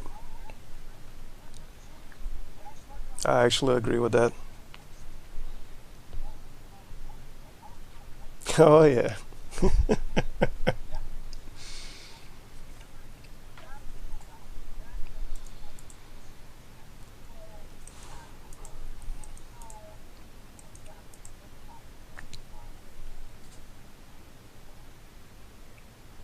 Did he say Halo?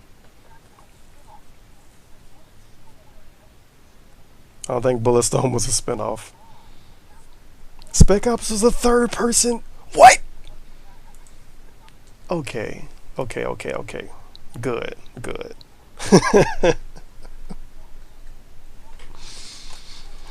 uh, I was about to say, you serious?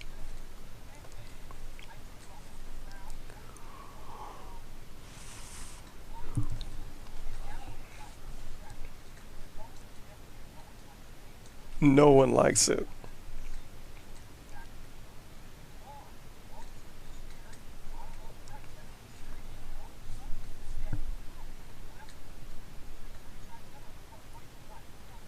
Doom was the flavor of the week, DSP.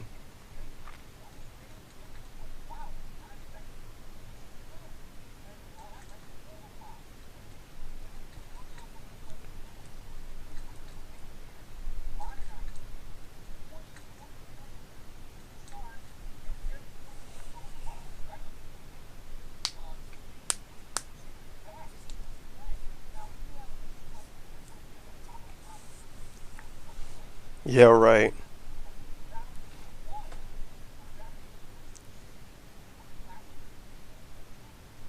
What? Battlefield 1 isn't gonna be going back to the roots of Battlefield DSP. It's modern Battlefield just taking place in World War One.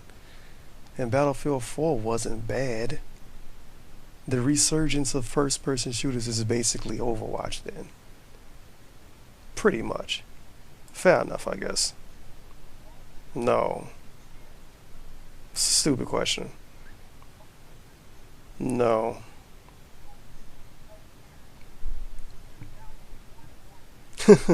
No. Oh my god.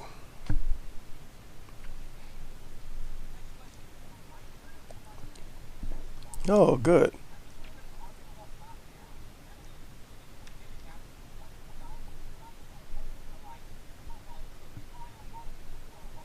Hmm.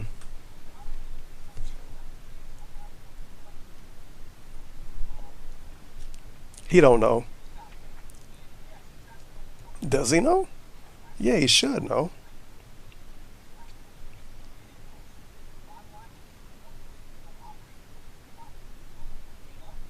They trying to make more money. Yep.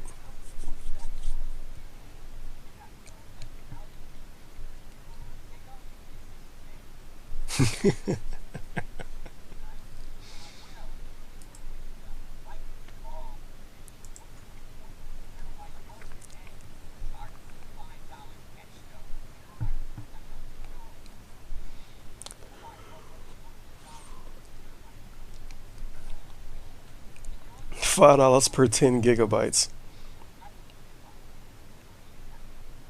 Ah! Rip Baton Rouge.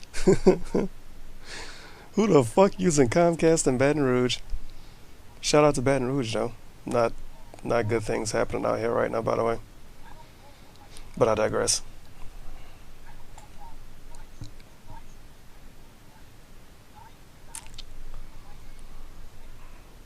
Yikes.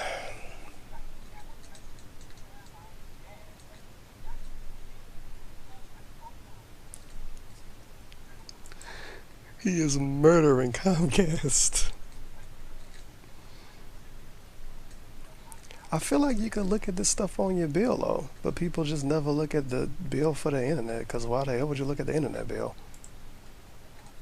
Hmm.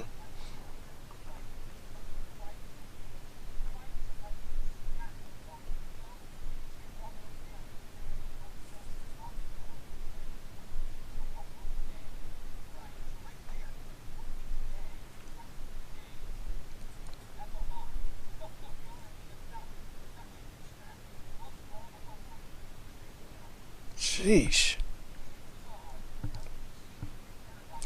Yeah.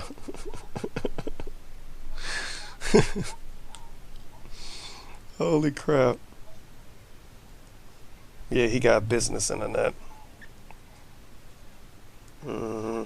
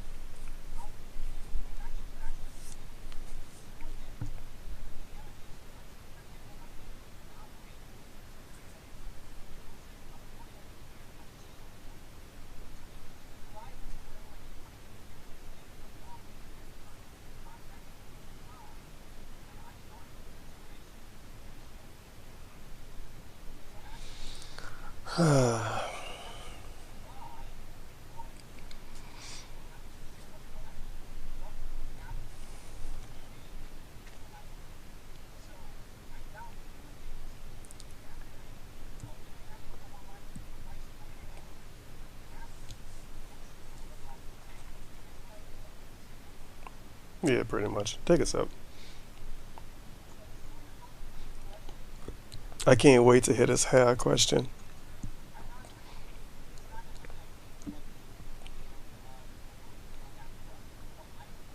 And before they give him a data cap, and he can't stream for like a week or something.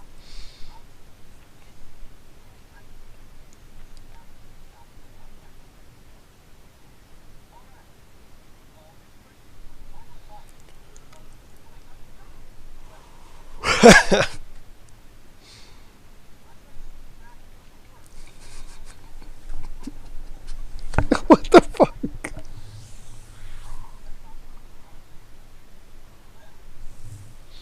Oh my god. Look how shiny it is. It's so shiny. You look like an Italian mobster. Here we go.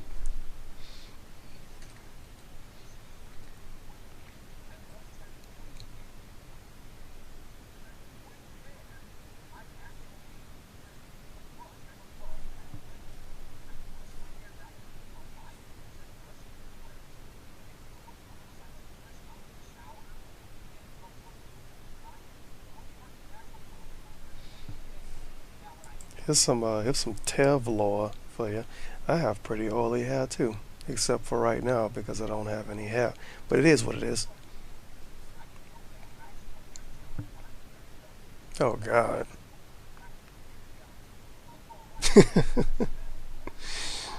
Oh man.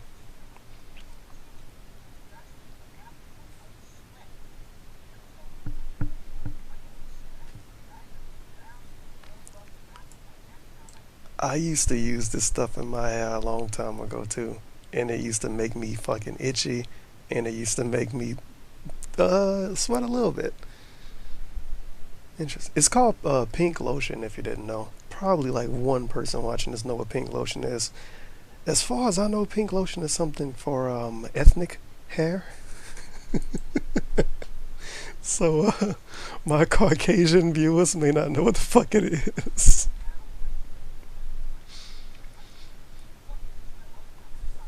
Oh man.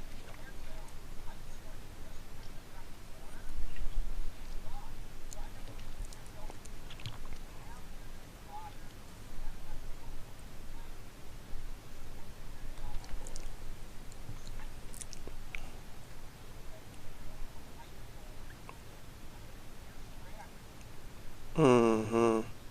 Spray probably better than gel, I'll be completely honest. It's amazing. We're talking about hair care in a ask as a Q&A session from a gaming YouTuber. What part of the internet have we came to?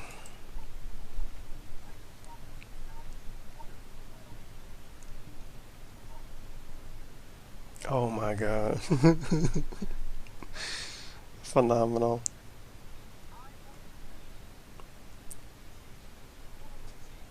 No. We skipping that. No, I'm sorry, patrons. Jesus Christ. Alright, this is part three. Fitting in. I can't wait to hear him talk about how he doesn't fit in or some shit. Um Colleges? Oh my god, a part about college? If you take USA and Pokemon Go, oh my god, it's like 90 questions in this video. Fitting in and being bullied for being different. He talked about this for 12 minutes. Will I be playing Kingdom Hearts 2.8 HD or Birth by Sleep? Will I be playing will I play Final Fantasy 9? Will I play Suikoden 1? What? No, he's not gonna play that game. He wouldn't get good views. He talked about it multiple times that he wish he would have played that game back when he was popular, but he won't play it now because he don't get good views. Thoughts on the Batman Return to Arkham trilogy being delayed? That's great. Thoughts on Roman Reigns suspension while at the top? He shouldn't have did drugs. That's the thoughts. Thoughts on playing HD collections of Ratchet and Clank during the summer? Did Harry Lord send that? I think Harry Lord's still waiting for his game to get played. He never got his game back. I think it was the Ratchet and Clank collection, or it was the Jack and Daxter collection. He played 1 and 2 and never played 3. Harry Lord still ain't get his game back as far as I know. Were there other colleges and universities we wanted to go to? Oh my god. Will I play fighting games other than Street Fighter 5 soon? Or any other fighting games new? Alright then, you have your answer. My attitude towards Rich from Your View Tech USA. What? He answered this? Oh my god. He answered this. Are you serious? Did I ever watch Angry Video Game Nerd? Of course he did. He talked about Angry Video Game Nerd all the time. He even had a sign in one of his old videos saying like Angry Video Game Nerd is a fag or some stupid shit on it. Of course he fucking watched them. Well, I tried Pokemon Go. What? Thoughts on the final deletion? What is that? 48 minutes. Oh, I might skip one of these.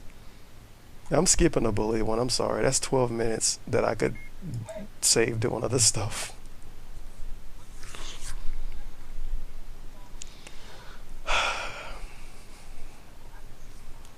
Man.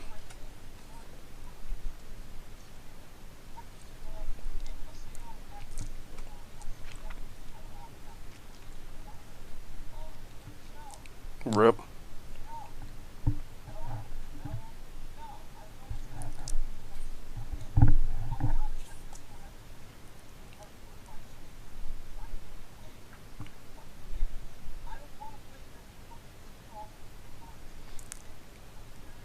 It's not necessarily a spinoff just because it doesn't have 1, 2, or 3 after it. Don't make it a spinoff.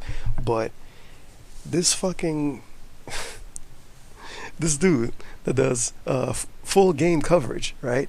And he's gonna review Kingdom Hearts 3 when it come out. Because let's be honest, he's gonna play Kingdom Hearts 3 when it's new, and probably finish it because it's got a big fan base and a lot of people would be really salty with him if he didn't finish it.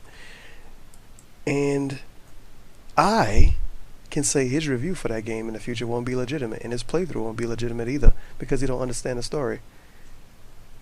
Sure, Square Enix are kind of dicks for kind of making you need to play so many different games to understand a story, but at the same time, if you want to call what you're doing game coverage, you can't really cover a game you don't know anything about.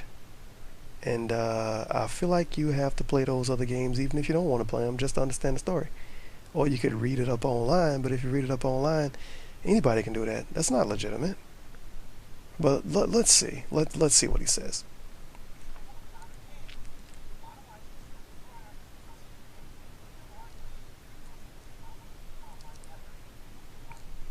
Yep.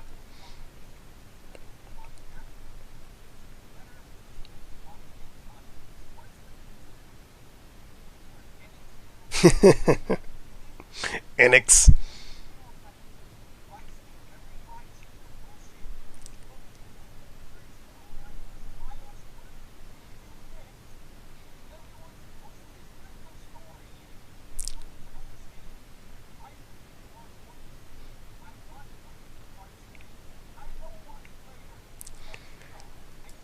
I really feel like somebody gonna probably be mad at me for saying this because that's how people are on it. But I really feel like Kingdom Hearts 3 is gonna have Mass Effect 3 syndrome. It don't matter how good the story is at the end, but motherfuckers are gonna be disappointed. Cause look how much shit you have to play or how much shit you have to read just to know what the fuck going on. Even between Kingdom Hearts 1 and 2, it's shit to read and shit to play to understand everything. Like Kingdom Hearts 2 came out originally on the PS2. If you played Kingdom Hearts 1 back when it came out and you played all the other games when they were new, you've been waiting for what? It's 2016 now. You've been waiting for more than 10 years for Kingdom Hearts 3. More than 10 years. That's worse than the wait for Mass Effect 3. That was at least one console generation. It was only 3 games. Motherfuckers are going to be disappointed hard with Kingdom Hearts 3. Hard. Guarantee it. There's no way people are not going to be disappointed. It's too many games you have to play in between. It's too long of a wait since 2 and 3. And it's too big of a gap in time. It's people that played Kingdom Hearts 1 when it was like children and they're grown-ups now. So yeah. This is going to be something to see how the internet reacts to this game when it come out and when they get to the ending and shit. And I'm sure a lot of people will like it, but fuck, people like the ending of Mass Effect 3. But it's a lot of people that didn't like the ending of Mass Effect 3. But Square Enix kind of put themselves against the wall with this game, to be completely honest. But fuck them. That's my opinion on Square Enix. Fuck them.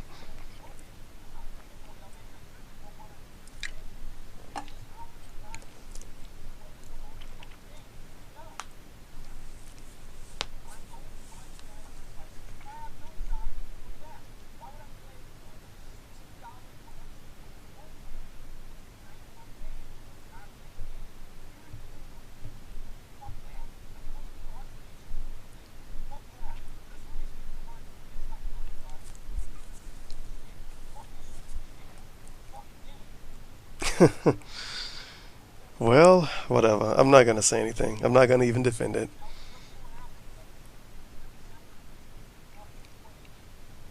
Hmm.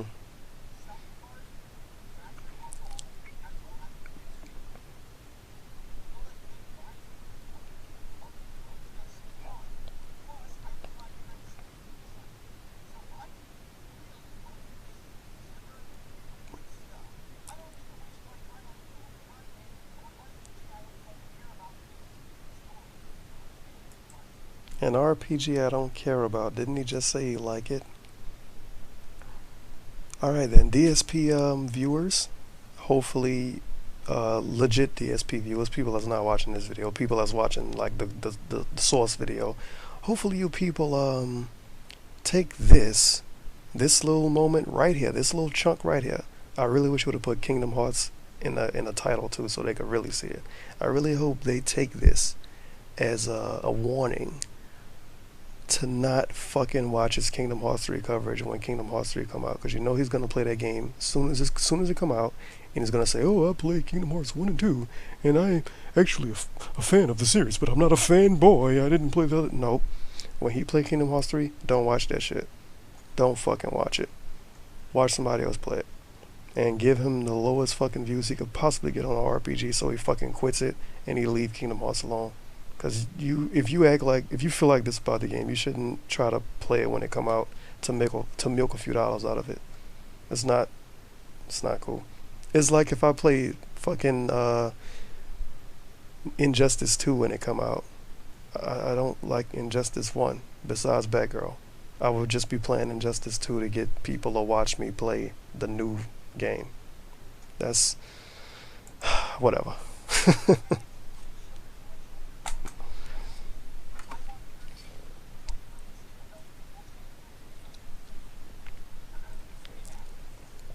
All right then.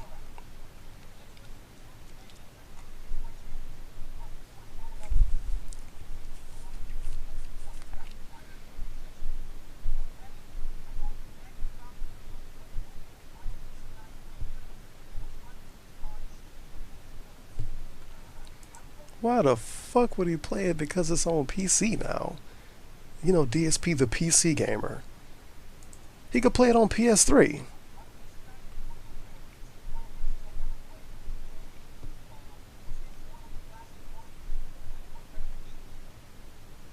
Everybody hate on a.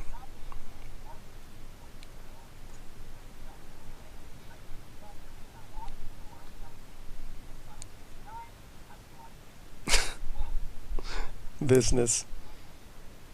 Here we go downtime. Oh no. Mm-hmm.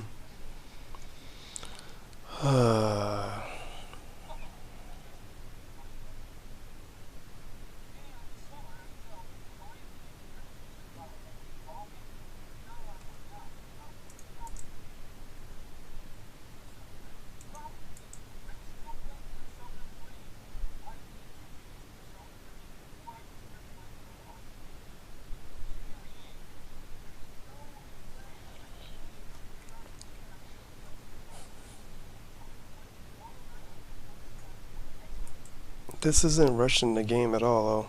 This is him taking his time. Remember, because he said earlier, he takes his time with games. He doesn't rush games just to get them done. Yep. Try to get through it. I need to finish it by the end of July. He doesn't rush games, though. No way. He doesn't rush games at all. Hmm. All right, then.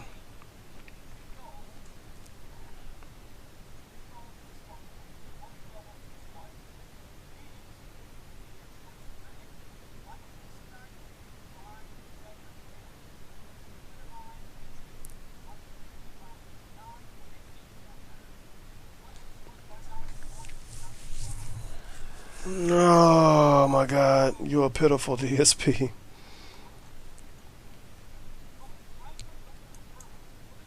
Furry. No.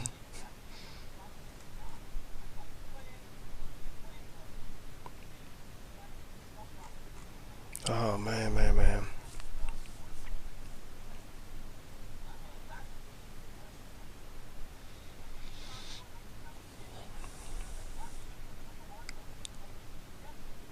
Yikes. Indefinite delayed. Trilogy.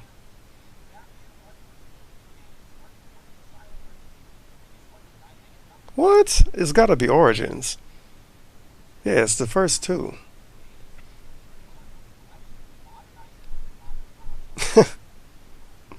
Wow. Oh yeah. Oh yeah. Oh yeah. Worth a purchase.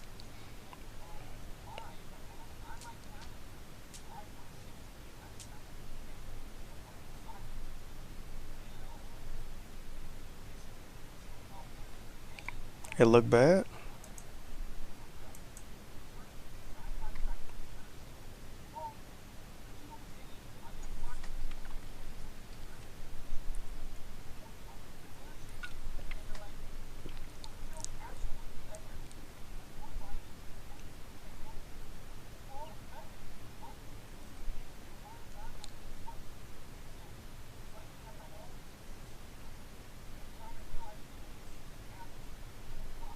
What the fuck?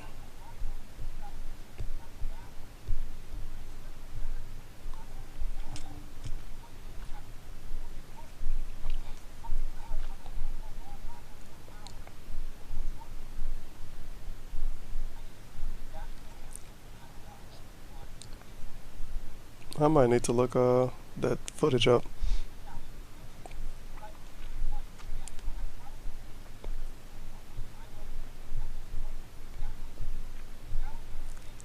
Oh boy, here we go. He took a whole day off to play it.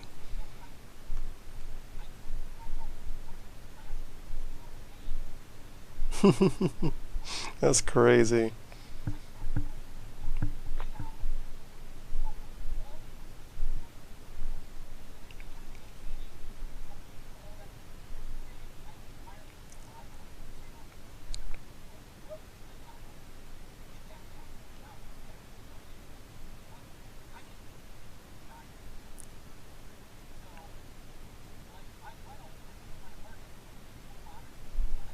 He'd be coming full circle if you play it.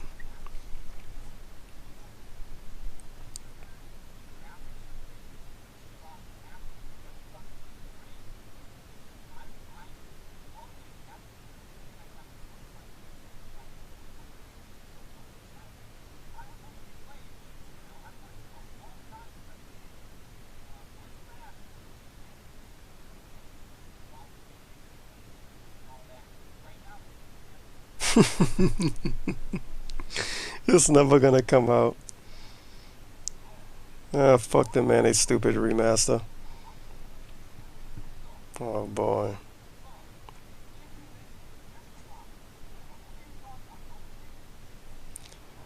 Don't care, don't care, don't care, don't care, don't care. Don't care. Yeah, potential. Roman Reigns had potential, sure.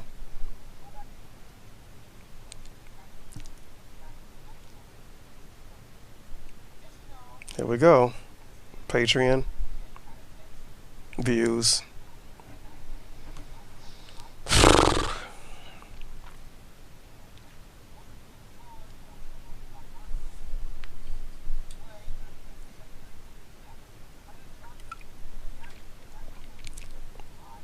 Give the game back to LA Law DSP.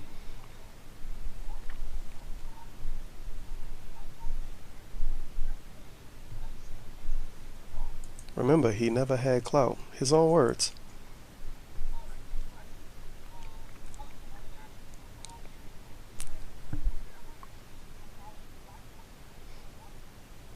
LA Law, this is your question.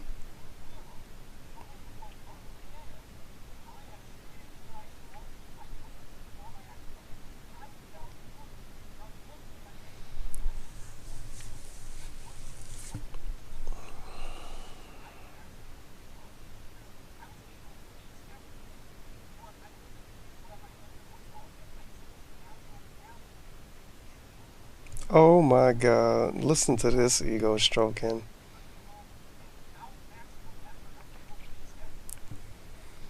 Uh, so let me get this straight.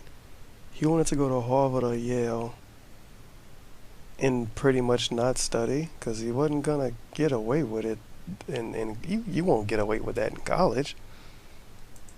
Uh,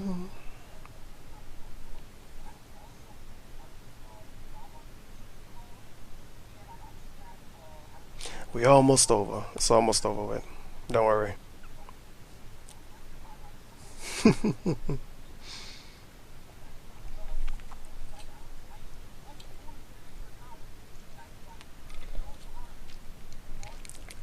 I never heard him talk about this before. Money. Uh-huh. Money.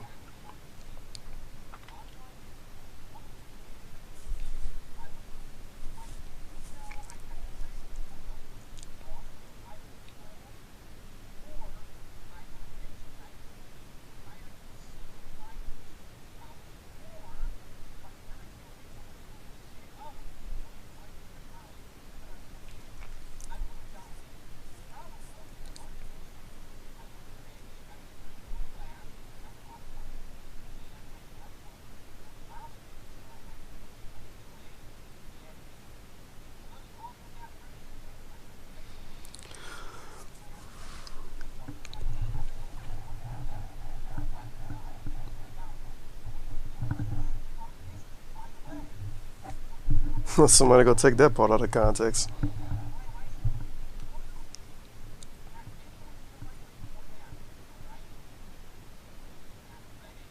Aha.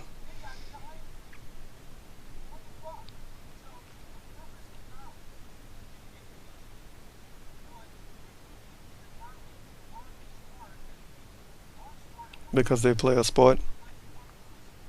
Yeah, because sports make money for the college. Yep. Well, it's not that simple, but okay. Yep.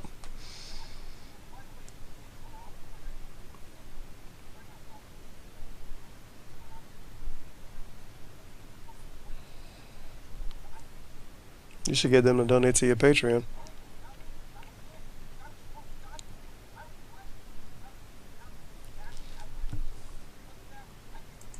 He was blessed with intelligence. Hmm. We all know Darkseid is one of the most intelligent people on the internet, obviously. Anyone that says otherwise is a negative asshole and a hater. So,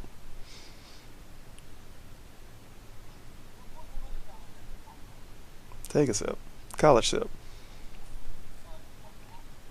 Oh, Rip Boston College? Oh no.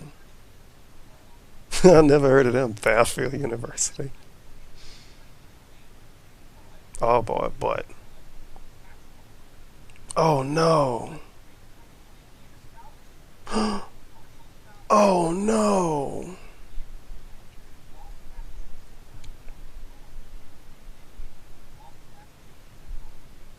He would have never became a YouTuber, probably.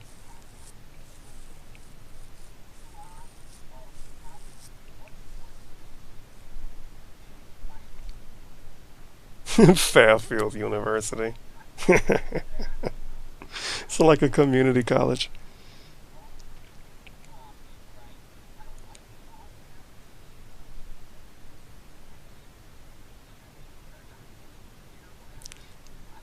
Drug connections?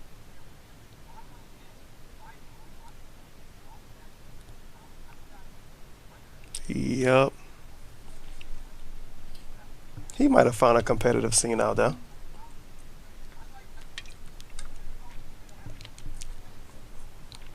He might ended up being like a fitness instructor or something. He would have never got gout. He would have never did YouTube. He might have been like a cool happening 34-year-old man in 2016. And I wouldn't be making this video right now. I would be doing some other weird shit. I'd probably be doing drugs or something. I don't know. You never know. The whole world, the whole world was different. It's his parents' fault. Because of his parents, the whole world is different. You know how different the world would be if DSP never became DSP? If he was just some college kid? Oh man. Fell up.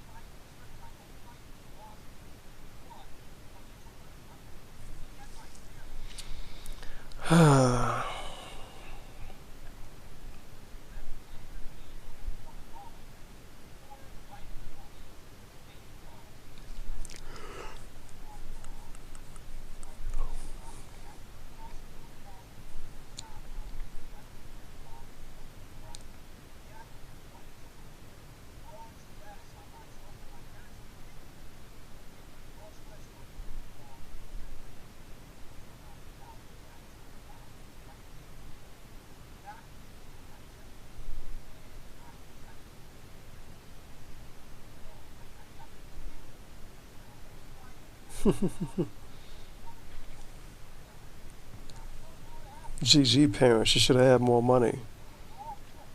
Uh huh.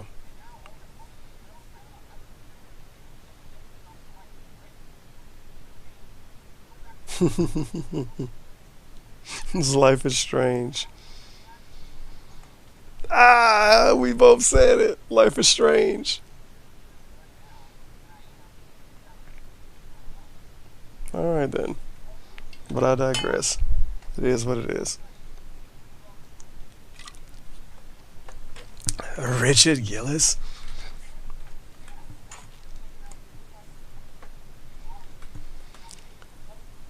He's not gonna go back and play an old fighting game. He has to play the brand new one. He's gonna play King of Fighters 14 for a week and a half and drop it. I don't think he's gonna like that game. Look at his Kingdom Hearts. Look at his King of Fighters 13 footage. He dropped that game fast as fuck. I don't think he even ever played it online. I don't think it's gonna be that good, to be honest.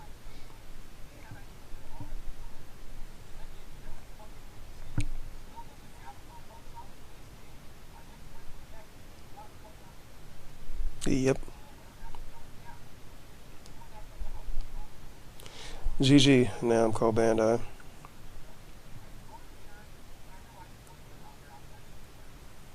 Oh, please.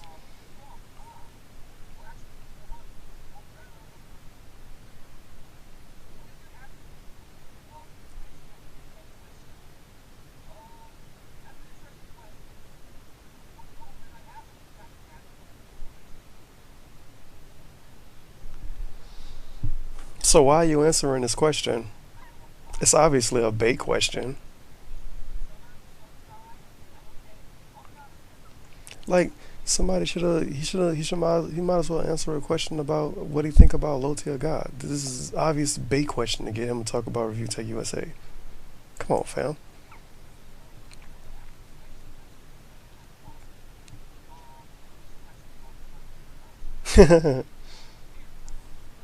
It's your girlfriend. She live with you. You mean to tell me the girl that lived with him talking to some dude online is not his business? Well then, that's interesting. Fair enough. Yeah.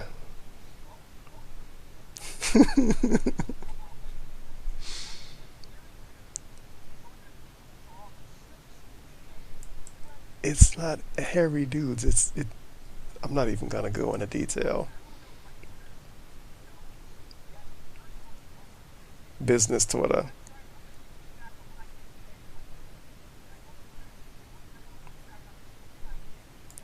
Get this ball off the screen. There we go.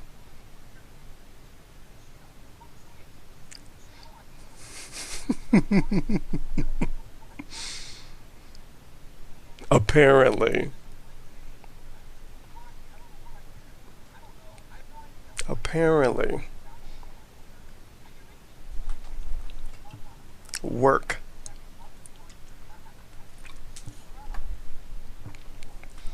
Uh,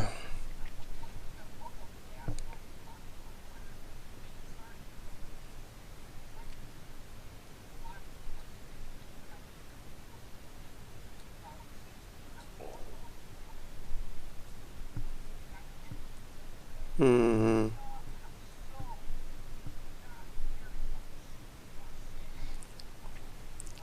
So why did you answer this question?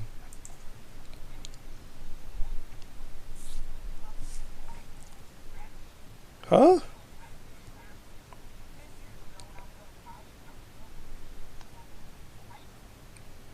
That's bullshit, to be honest. He doesn't just ignore stuff like that. This isn't ignoring this. Oh boy. Everyone on the internet. Hmm.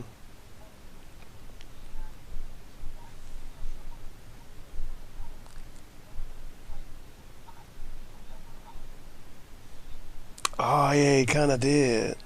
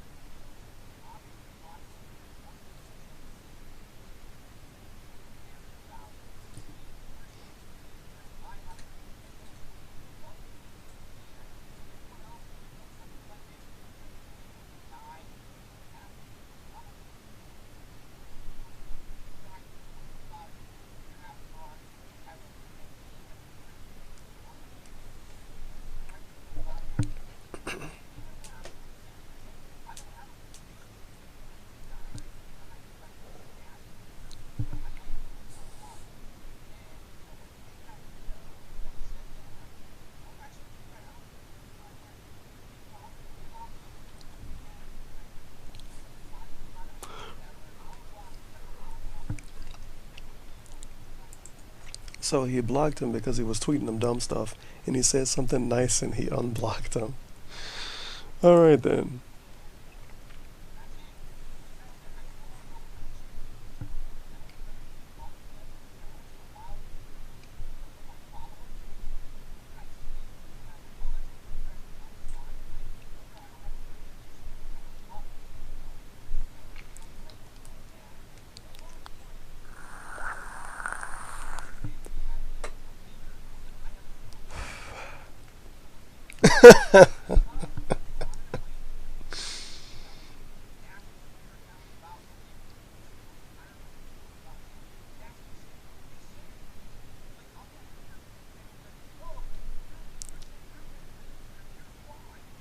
Yeah, they kind of do that.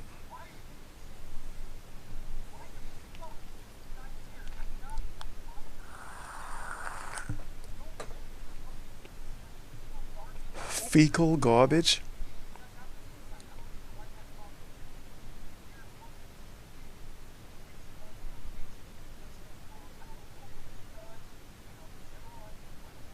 You don't know about the $200 incident? That's not even alive anymore. That shit dead. But people don't know that because they don't pay attention to what happened around them. It is what it is.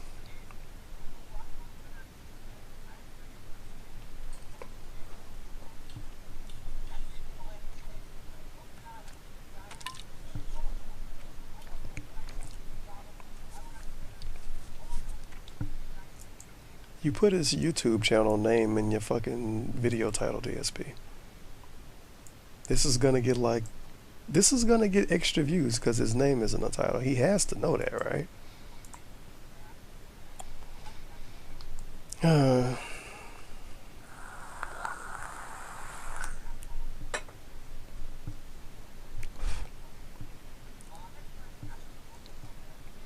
Thank God.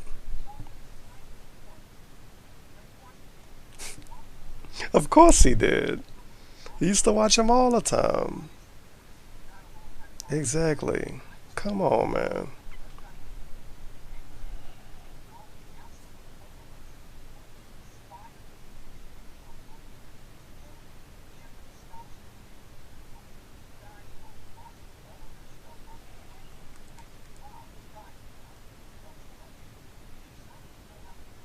Back then they didn't.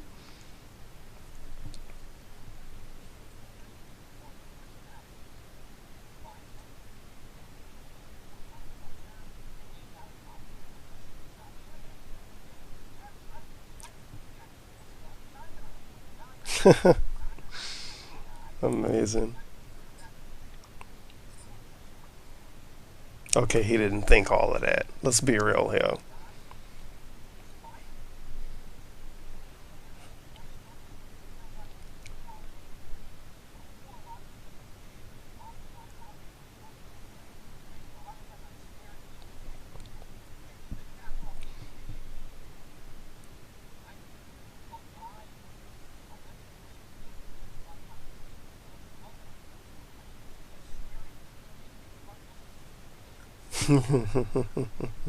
And he's not playing retro games.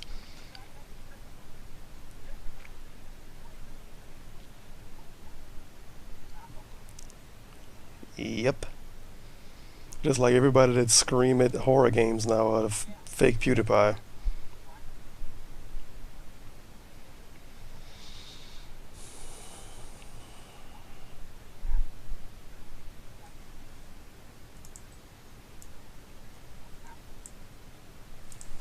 Let's see if I can find a picture.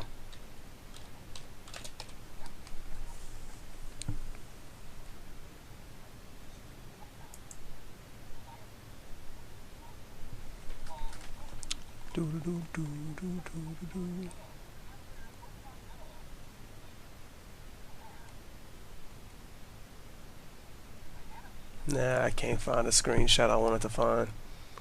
It's probably a niche screenshot. I don't give a fuck about this. Pokemon Go.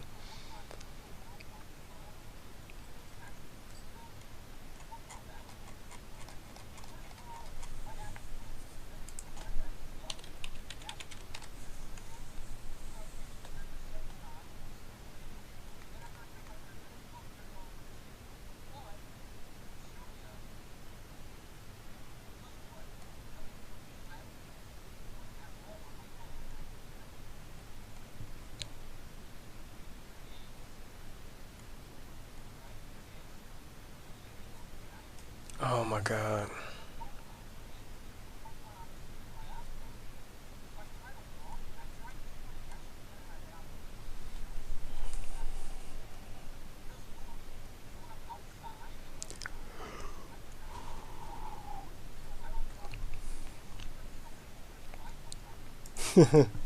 Wow, good job, Apple.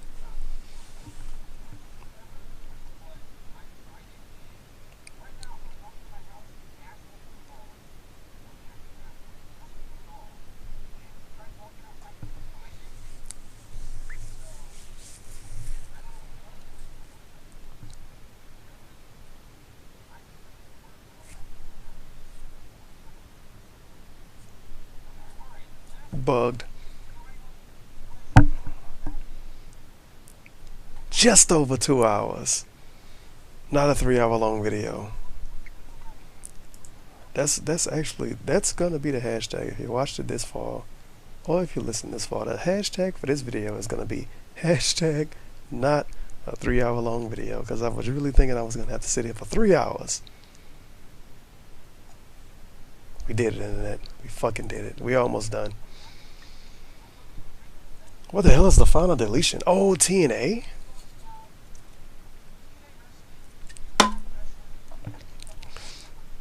The last question is about shitty TNA? Seriously? Oh, get the fuck out of here. I'm not listening to that. That's 3 minutes of time I could spend doing something else. The final deletion. I don't even know what that is. I don't want to hear his explanation. He don't watch TNA. I don't watch TNA. Probably 3 people that's watching this video watch TNA. TNA is dead on some weird channel that I don't even have. I gotta fucking pirate TNA if I want to watch it. No one watches TNA. TNA is irrelevant. Why is he answering the question about TNA, and why is it the last question he answering is fucking beyond me. But we are Audi 5000, G. This video is just over 2 hours long. Make sure to like it to support whatever I usually say. To support the cause, yeah, do that, because that's supposed to be good for YouTube videos. And I guess I'm gonna start uploading this, and when I wake up, it'll be on YouTube. So, see you people. Thank you for showing up and all of that stuff. I really appreciate it. If you stuck around this long, and yeah, I am out. Fuck that last question. Fuck TNA. Fuck the Hillary Clinton question. Uh, Fuck that fitting in bullshit question. Oh my god, ask the king. I'm probably never gonna do this again. It's terrible, terrible, terrible, terrible.